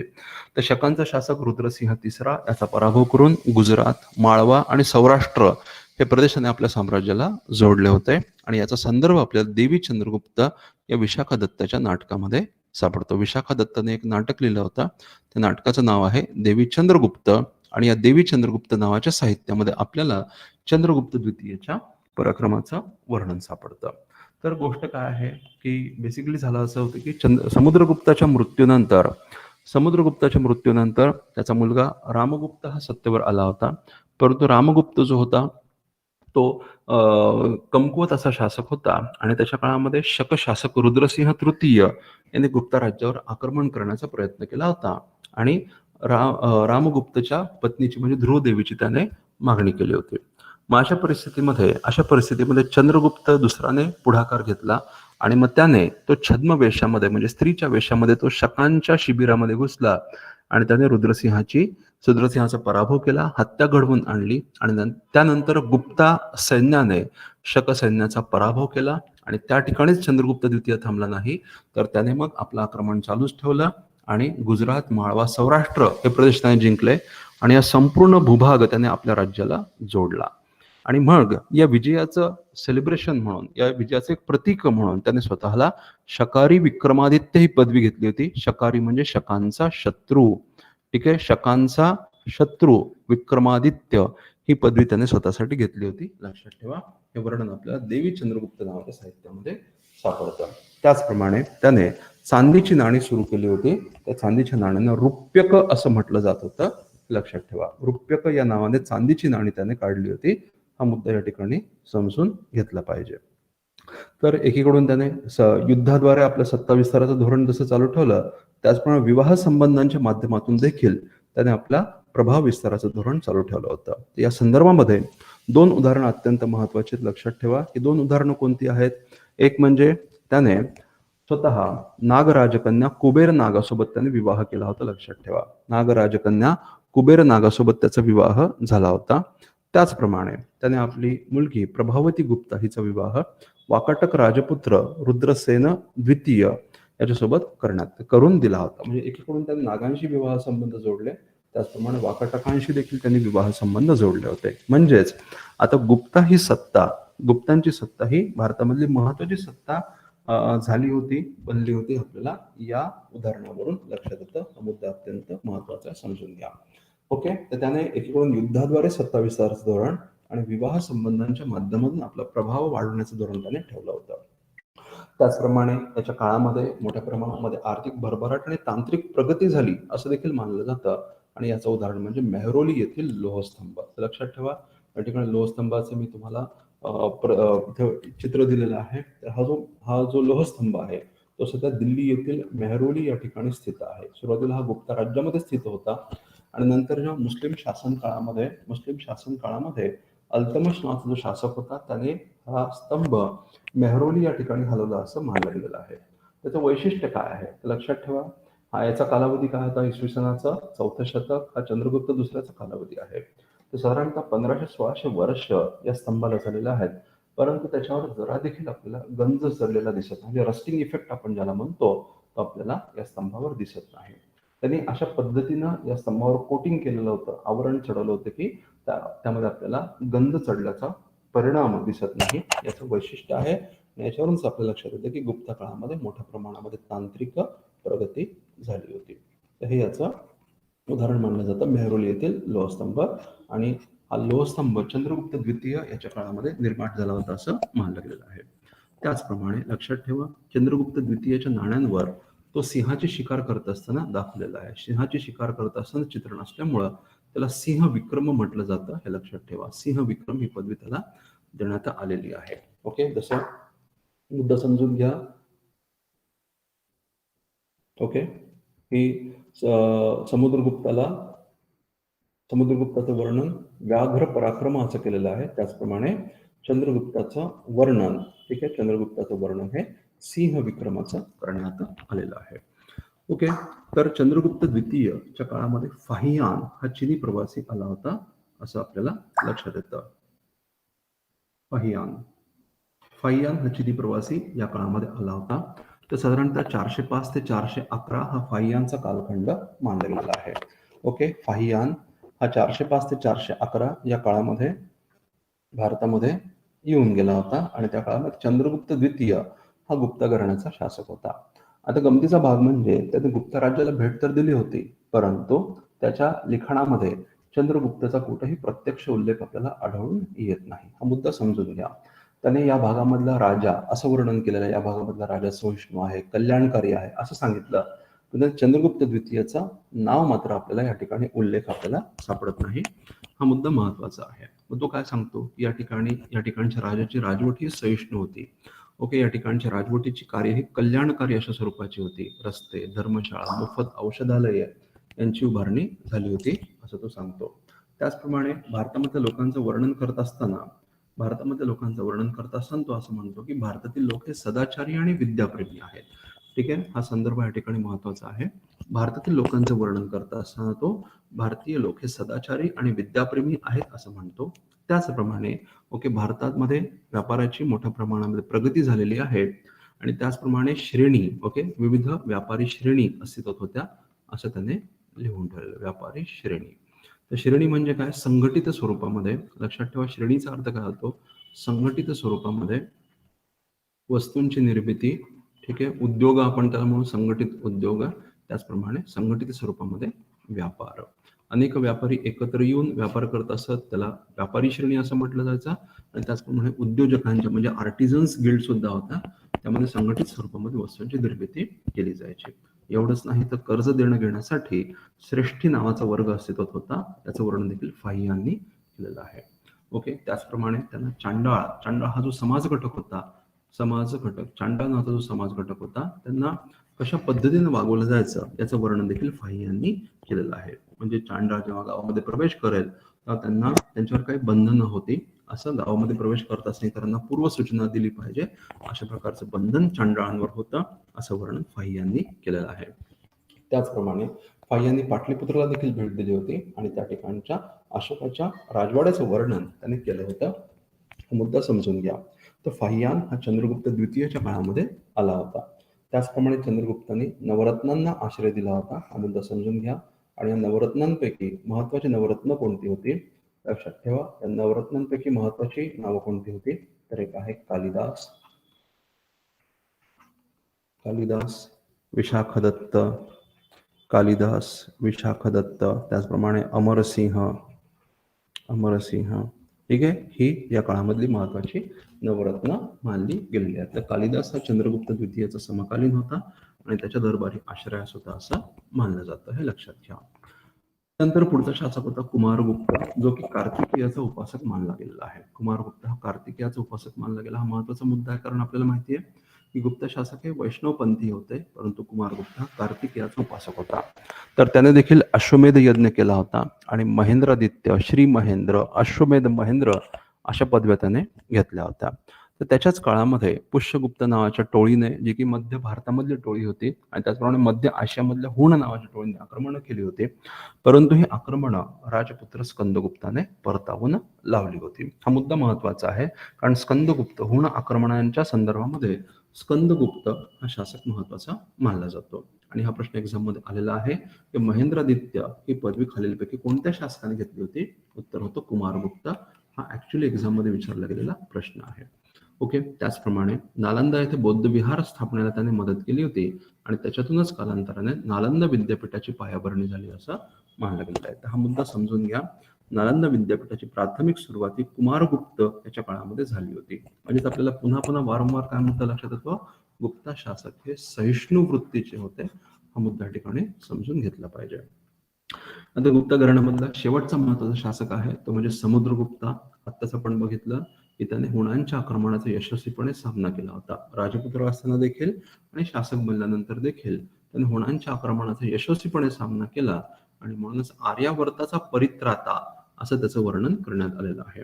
आणि याच्याबद्दल असं सांगितलं जातं की इतर कोणालाही भारताबाहेरच्या इतर सत्तांना हुणांचं आक्रमण थोपवता आलेलं नव्हतं, परंतु स्कंदगुप्त हा पहिला शासक होता ज्याने हुणांचं आक्रमण यशस्वीपणे थोपवलं, असं त्याचं वर्णन करण्यात आलेलं आहे. स्कंदगुप्त आर्यावर्ताचा परित्राता. एवढंच नाही तर त्याने वाकाटक आणि पुष्यमित्रांचं आक्रमण देखील परतावून लावलं आणि गुप्ता राज्याची इंटिग्रिटी, अखंडता टिकवण्यामध्ये त्यांनी खूप मोठ्या प्रमाणामध्ये योगदान दिलं होतं, हे लक्षात घ्या. त्याच्याच काळामध्ये त्यांनी लोककल्याणकारी कार्य सुद्धा केलं होतं. आणि आत्ताच आपण बघितलं सुदर्शन तलाव ही जी अत्यंत महत्वाची रचना आहे प्राचीन भारतामधली, त्याची दुरुस्ती त्याच्या काळामध्ये झाली होती. पर्णदत्त आणि चक्रपालित हे जे स्थानिक प्रशासक होते त्यांच्या मदतीनं स्कंदगुप्ताने सुदर्शन तलाव दुरुस्त करून घेतला होता आणि त्या ठिकाणी स्कंदगुप्ताचा शिलालेख उपलब्ध आहे, लक्षात ठेवा. स्कंदगुप्त हा गुप्ता घराण्यामधला शेवटचा महत्वाचा शासक होता. स्कंदगुप्तानंतर लक्षात घ्या, स्कंदगुप्तानंतर एका पाठोपाठ एक अनेक शासक होऊन गेले. बुद्धगुप्त, भानुगुप्त अशा अनेक शासक होऊन गेले. एक मोठी यादी या ठिकाणी दिली जाते, त्या यादीची विश्वासार्हता माहिती नाही आहे. ठीक आहे, बुद्धगुप्त, भानुगुप्त असे अनेक शासक होऊन गेले आणि कालांतराने इसवी सनाच्या 550 दरम्यान गुप्ता सत्ता ही अंतिमतः संपुष्टात आली असं मानलं गेलेलं आहे. साधारणतः म्हणजे 6व्या शतकाच्या मध्यामध्ये गुप्त सत्तेचा अंत झाला असं मानलं जातं. तर मग लक्षात घ्या की गुप्त सत्तेच्या अंताची नेमकी कारणं काय होती हे आपण बघूया थोडक्यात. तर गुप्त साम्राज्याच्या पतनाची नेमकी कारणं काय होते. तर सगळ्यात पहिलं कारण दुर्बल वारसदार. हे कोणत्याही साम्राज्याच्या बाबतीमध्ये खरं असेल की जे मुख्य शासक होऊन गेल्यानंतर आपल्याला काय लक्षात येतं की वारसदार हे अकार्यक्षम होतात, दुर्बल असे निघतात आणि त्यामुळे सत्तेचा ऱ्हास झपाट्याने होतो. गुप्तांच्या जसं मौर्यांच्या बाबतीमध्ये झाला होता, जसं नंतर मुघलांच्या बाबतीमध्ये झालं होतं, तसंच गुप्तांच्या बाबतीमध्ये देखील झालं. स्कंदगुप्तानंतर एका पाठोपाठ एक दुबळे शासक होऊन गेले आणि त्यामुळे त्याचा फायदा परकीय सत्तांनी जसं की हुणांनी, त्याचप्रमाणे अंतर्गत घटकांनी जसं की वाकाटक असतील, पुष्यमित्र असतील, यांनी त्याचा फायदा घेतला आणि गुप्तांच्या सत्तेचा झपाट्याने ऱ्हास झाला आणि उत्तर गुप्त नावाची एक छोटीशी शाखा या भागामध्ये प्रस्थापित झाली होती. तर दुर्बल वारसदार. त्याचप्रमाणे परकीय आक्रमण जसं की हुणांची आक्रमण मोठ्या प्रमाणामध्ये झाली होती. तर तोरमाण ही नावं आपल्याला लक्षात ठेवायची. तोरमाण आणि मिहिरकुल ही दोन नावं लक्षात ठेवा. हे दोन हुण शासक होते आणि त्यांनी मोठ्या प्रमाणामध्ये आक्रमण करून गुप्तांची सत्ता झपाट्याने संपुष्टात आणली होती, हे लक्षात ठेवा. त्याचप्रमाणे अंतर्गत यादवी अंतर्गत संघर्ष, त्या संदर्भामध्ये काय उदाहरणं दिली जातात की चंद्रगुप्त पहिलाच्या मृत्यूनंतर समुद्रगुप्त आणि त्याचा भाऊ कच्छ यांच्यामध्ये संघर्ष झाला होता. चंद्रगुप्ताच्या मृत्यूनंतर रामगुप्त आणि समुद्रगुप्त यांच्यामध्ये संघर्ष झाला होता. याचाच अर्थ काय लक्षात येतो की गुप्ता राजवटीमध्ये वारसा निश्चितीच्या तत्वाचा अभाव होता. म्हणजेच राजा मेल्यानंतर नेमकं कोणी पुढचा राजा बनावं याबद्दल नेहमी संभ्रम निर्माण होत असे. ठीक आहे, जी पारंपरिक पद्धतीचा मोठा मुलगा राजा बनेल ही प्रत्येक वेळेला पाळली जातच असे असं नाही आणि त्यामुळे राजाच्या मृत्यूनंतर वारसांमध्ये संघर्ष व्हायचा आणि त्यामुळे मोठ्या प्रमाणामध्ये राजकीय अस्थिरता निर्माण होत असे आणि त्याचा फायदा बाह्य घटक घेत असत आणि म्हणून अंतर्गत यादवी याचं एक महत्वाचं कारण ते लक्षात ठेवा. त्याचप्रमाणे मानसिक अधिकारांची पद्धत हा मुद्दा अत्यंत महत्वाचा लक्षात ठेवा. म्हणजे काय, गुप्त शासनामध्ये अधिकारपदे कशी दिली जात असत, तर अधिकारपदे मंत्री असतील, महत्वाचे अधिकारी असतील, तर तो अधिकारी तो मंत्री त्याचा मृत्यू झाल्यानंतर अधिकार तो मुलाकडे हस्तांतरित केला जायचा. त्यामुळे काय व्हायचं की एका विशिष्ट पदावर वडील, त्याचा मुलगा, त्यांचा मुलगा अशा पद्धतीने, जसं महाबलाधिकृत हे सेनापतीचं पद होतं, तर मग एखादा व्यक्ती महाबलाधिकृत म्हणून नेमला गेल्यानंतर त्याच्यानंतर त्याच्या मुलाकडे हे पद हस्तांतरित होईल. दंडपाशिक पोलीस प्रमुख होता. त्याच्यानंतर महासंधी विग्राहक विदेश नीतीचं नियंत्रण करत असे, विदेश नीती. महाप्रतिद्वार त्याच्याकडे दरबार प्रबंधकाचं काम होतं, दरबार प्रबंधक. ठीक आहे. रहस्य अधिकृत हा राजाचा खाजगी सचिव होता आणि विनय स्थितिस्थापक हा धार्मिक बाबींचा प्रमुख मानला गेलेला आहे. धार्मिक बाबी. तर काय व्हायचं की ही जी पदं होती ही वारसा हक्काने दिली जात असत आणि त्यामुळं त्या पदांवर त्या व्यक्तींचं, त्या कुटुंबाचं वर्चस्व प्रस्थापित झाल्यामुळे हळूहळू राजाचं स्थान हे कमकुवत दुय्यम बनत असे आणि त्यामुळं राजाचा प्रभाव कमी होत गेला होता, लक्षात ठेवा. वांशिक अधिकारांची पद्धत. त्याचप्रमाणे सामंतशाहीचे परिणाम. तर झालं काय की राजाची जो गुप्ता राजाचा मुख्य भाग जो होता, कोर भाग आपण ज्याला म्हणू, त्याच प्रदेशात राजाचं वर्चस्व प्रामुख्यानं होतं आणि मग कोर भागापासून दूर असणारे प्रदेश सामंतांच्या ताब्यामध्ये दिले जात असत आणि या प्रदेशामध्ये सामंतांना मोठ्या प्रमाणामध्ये स्वायत्तता बहाल केली जात असे आणि त्यामुळे जोपर्यंत राजा मजबूत आहे, जोपर्यंत राजा बलशाली आहे, तोपर्यंत सामंत हे नियंत्रणामध्ये असत. परंतु जेव्हा राजा कमकुवत होईल तेव्हा आपापल्या प्रदेशामध्ये सामंत हे स्वायत्त होण्याचा प्रयत्न करत आणि केंद्रीय सत्तेला आव्हान देत असत. गुप्तांच्या बाबतीमध्ये देखील हेच झालं आणि त्यामुळे सामंतशाहीच्या परिणामापोटी गुप्त साम्राज्य हे आतून खिळखिळं झालं होतं असं मानलं गेलेलं आहे. हे लक्षात ठेवा. होती गुप्त साम्राज्य पतनाची कारणं. आता आपण एकदम थोडक्यामध्ये गुप्त काळामधल्या स्थापत्य कलांबद्दल बघूया.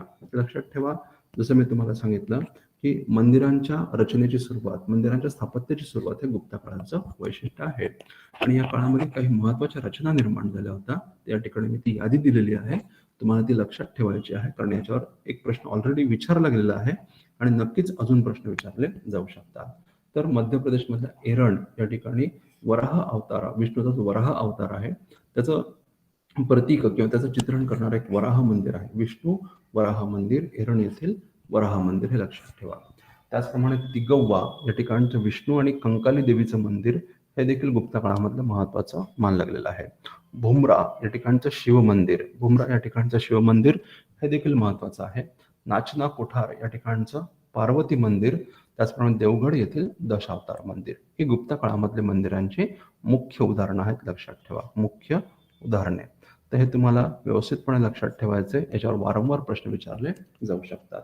तर या सगळ्या रचनांकडे बघितलं तर आपल्याला काय लक्षात येतं, दशावतार मंदिर जर आपण याचा अपवाद सोडला तर काय लक्षात येतं आपल्याला, की या सगळ्या मंदिरांची छत जी आहे ती सपाट छत, बघा सपाट छत, आणि दरवाजाच्या बाजूच्या पॅनल्सवर, दरवाजाच्या बाजूला गंगा यमुनांच्या मूर्ती. आता हे या ठिकाणी छोटे चित्र असल्यामुळे दिसणार नाही, परंतु पॅनल्सवर गंगा यमुनांच्या मूर्ती हे गुप्ता मंदिरांची वैशिष्ट्ये मानली जातात. त्याचप्रमाणे दशावतार जर मंदिर आपण बघितलं तर त्याच्या इथं जे तुम्हाला दिसतंय या पॅनल्सवर अशा प्रकारच्या प्रतिमांचं चित्रण करण्यात आलेलं आहे. ठीक आहे, तर हे मुद्दे समजून घ्या. ते दशावतार मंदिरांवर असणारे पॅनल्स, त्यामध्ये विविध प्रसंगाचं चित्रण करण्यात आलेलं आहे, ते त्याचं वैशिष्ट्य आहे. आणि कालांतराने नगरा शैली आपण म्हणतो, तर त्याचा विकास आपल्याला इथून प्राथमिक स्वरूपामध्ये सुरू झाला असं लक्षात येतं. आणि म्हणूनच उदाहरणं अत्यंत महत्वाची आहेत. एरण येथील वराह मंदिर, तिगव्वा येथील विष्णू आणि कंकाली देवी मंदिर, बुमरा येथील शिव मंदिर, नाचना कोठार येथील पार्वती मंदिर आणि देवगड येथील दशावतार मंदिर आहे. तर फक्त मंदिरांचंच नाही तर आपल्याला लेणी कलेचा देखील या काळामध्ये विकास झाला असं लक्षात येतं. उत्तर मौर्य काळामध्ये अजिंठा लेण्यांची सुरुवात झाली होती, परंतु अजिंठा समूहातील 16, 17 आणि 19 नंबरच्या ज्या लेण्या आहेत त्या गुप्त काळामध्ये खोदल्या गेल्या असं मानलं जातं. आणि या ठिकाणची चित्र ही अत्यंत प्रसिद्ध आहेत आणि काळाच्या ओघामध्ये या चित्रांना फार काही फरक पडला नाही. म्हणजे त्या काळामध्ये चित्र आहेत ती बहुतांश स्वरूपामध्ये अजूनही टिकून आहेत. त्याचप्रमाणे बाघ येथील जी चित्र आहेत ते देखील अत्यंत प्रसिद्ध आहेत. ठीक आहे, मध्य भारतातील बाघ आणि अजिंठ्यातील 16, 17 आणि 19 नंबरची लेणी हे गुप्त काळामधल्या लेणी चित्रकलेची अत्यंत महत्वाची उदाहरणं आहेत. त्याचप्रमाणे हा मुद्दा अत्यंत महत्वाचा आहे. विदिशाजवळ उदयगिरी नावाच्या टेकड्या आहेत आणि या टेकड्यांमध्ये एक अत्यंत काय म्हणू आपण त्याला सुबक अशा प्रकारचं शिव मंदिर आहे आणि त्या ठिकाणी वराह शिल्प आहे. आणि हे या काळामधल्या लेणी कलेचा सर्वोत्कृष्ट नमुना मानला गेलेला आहे. तर लेणी कलेमध्ये ठीक आहे अजिंठा, बाघ आणि उदयगिरी टेकड्या हे उदाहरण आपल्याला लक्षात ठेवायचे आहेत. त्याचप्रमाणे आपण एकदम ब्रीफमध्ये थोडक्यामध्ये गुप्तांच्या प्रशासनाबद्दल चर्चा करूया. तर गुप्तांचं प्रशासन कसं होतं लक्षात ठेवा. तर केंद्र प्रशासनामध्ये राजा हा सर्वोच्च अधिकारी होता आणि त्याच्या मदतीकरता मंत्री परिषद असे, आणि मग त्यांना सहाय्य करण्यासाठी आयुक्तक, अमात्य किंवा अधिकरणाधिपती यांचं अस्तित्व होतं. आणि हे महत्वाचे अधिकरणाधिपती यांची यादी मी या ठिकाणी दिलेली आहे, हे वाचून घ्या. महाबलाधिकृत हा सेनापती होता, दंडपाशिक हा पोलीस प्रमुख होता, महासंधी विग्राहक याच्याकडे विदेश नीतीचं काम सोपवण्यात आलं होतं, महाप्रतिद्वार हा दरबार प्रबंधक होता, रहस्याधिकृत याच्याकडे सचिवाचं काम सोपवलेलं होतं, आणि विनय स्थितीस्थापक हा धार्मिक बाबींचा प्रमुख होता, हे लक्षात ठेवा. हे होते अधिकरणाधिपती. त्यानंतर साम्राज्याचं विविध प्रांतांमध्ये विभाजन केलं जायचं, प्रांताला भुक्ती असं म्हटलं जायचं, आणि भुक्तीचा प्रमुख होता उपारिक महाराजा. उपारिक महाराजा हा प्रांत प्रमुख होता आणि त्याच्या सहाय्याकरता आयुक्त किंवा अमात्य नावाचे अधिकारी असतात. त्यानंतर अनेक भुक्तींचं विषयांमध्ये म्हणजेच जिल्ह्यांमध्ये विभाजन केलं जात असे, जिल्हा. आणि मग जिल्ह्याच्या प्रशासनासाठी एक काउन्सिल प्रशासन मंडळ असे, ज्यामध्ये प्रथम श्रेष्ठी, प्रथम सार्थवाह आणि प्रथम कायस्थ यांचा समावेश होत असे लक्षात ठेवा. प्रथम श्रेष्ठी म्हणजे काय? प्रथम श्रेष्ठी म्हणजे कारागिरांच्या ज्या श्रेणी असतील श्रेणींचा प्रमुख. प्रथम श्रेष्ठी म्हणजे श्रेणी प्रमुख. सार्थवाह म्हणजे व्यापाऱ्यांच्या गटाचा प्रमुख आणि कायस्थ म्हणजे लेखनिकांचा प्रमुख. तर ही नावं लक्षात ठेवायची आपल्याला. प्रथम श्रेष्ठी, प्रथम सार्थवाह आणि प्रथम कायस्थ हे अधिकारी महत्वाचे मानले गेले. त्याच्यानंतर मग जर शहरं असतील तर त्या ठिकाणी नगरांची रचना, त्याचा प्रमुख पूरपती असायचा आणि त्या ठिकाणी सुद्धा अशाच प्रकारचं प्रशासन मंडळ असेल. आणि मग जे जिल्हे होते ते खेड्यांमध्ये म्हणजेच ग्रामांमध्ये विभागले जायचे, त्याचा प्रमुख हा ग्रामणी असेल आणि गावाचा कारभार हा ज्येष्ठांच्या मार्फत, ज्यांना महत्तर असं म्हटलं जायचं, ग्रामज्येष्ठ त्यांच्या मार्फत राबवला जायचा महत्तर. महत्तर हा शब्द महत्वाचा लक्षात ठेवा. आपण ग्राम ज्येष्ठांची परिषद किंवा काउन्सिल असं म्हटलं गेलेलं आहे. अशा प्रकारचा प्रश्न युपीएससीच्या प्रिलिम्समध्ये ऑलरेडी विचारण्यात आलेला आहे. ओके, तर मित्रांनो हा होता प्राचीन भारताचा गुप्त काळापर्यंतचा इतिहास. याच्यामध्ये आपण गुप्त काळामध्ये आपण महत्वाचे शासक, सुवर्णयुगाची संकल्पना, गुप्तांचं प्रशासन, गुप्त काळामधील कला, स्थापत्य कला आणि लेणी कला यांचा आपण अभ्यास केला. ओके, तर यानंतरचा भाग आपण पुढच्या सत्रामध्ये बघूया. ओके. तोपर्यंत धन्यवाद. भेटूया लवकरच.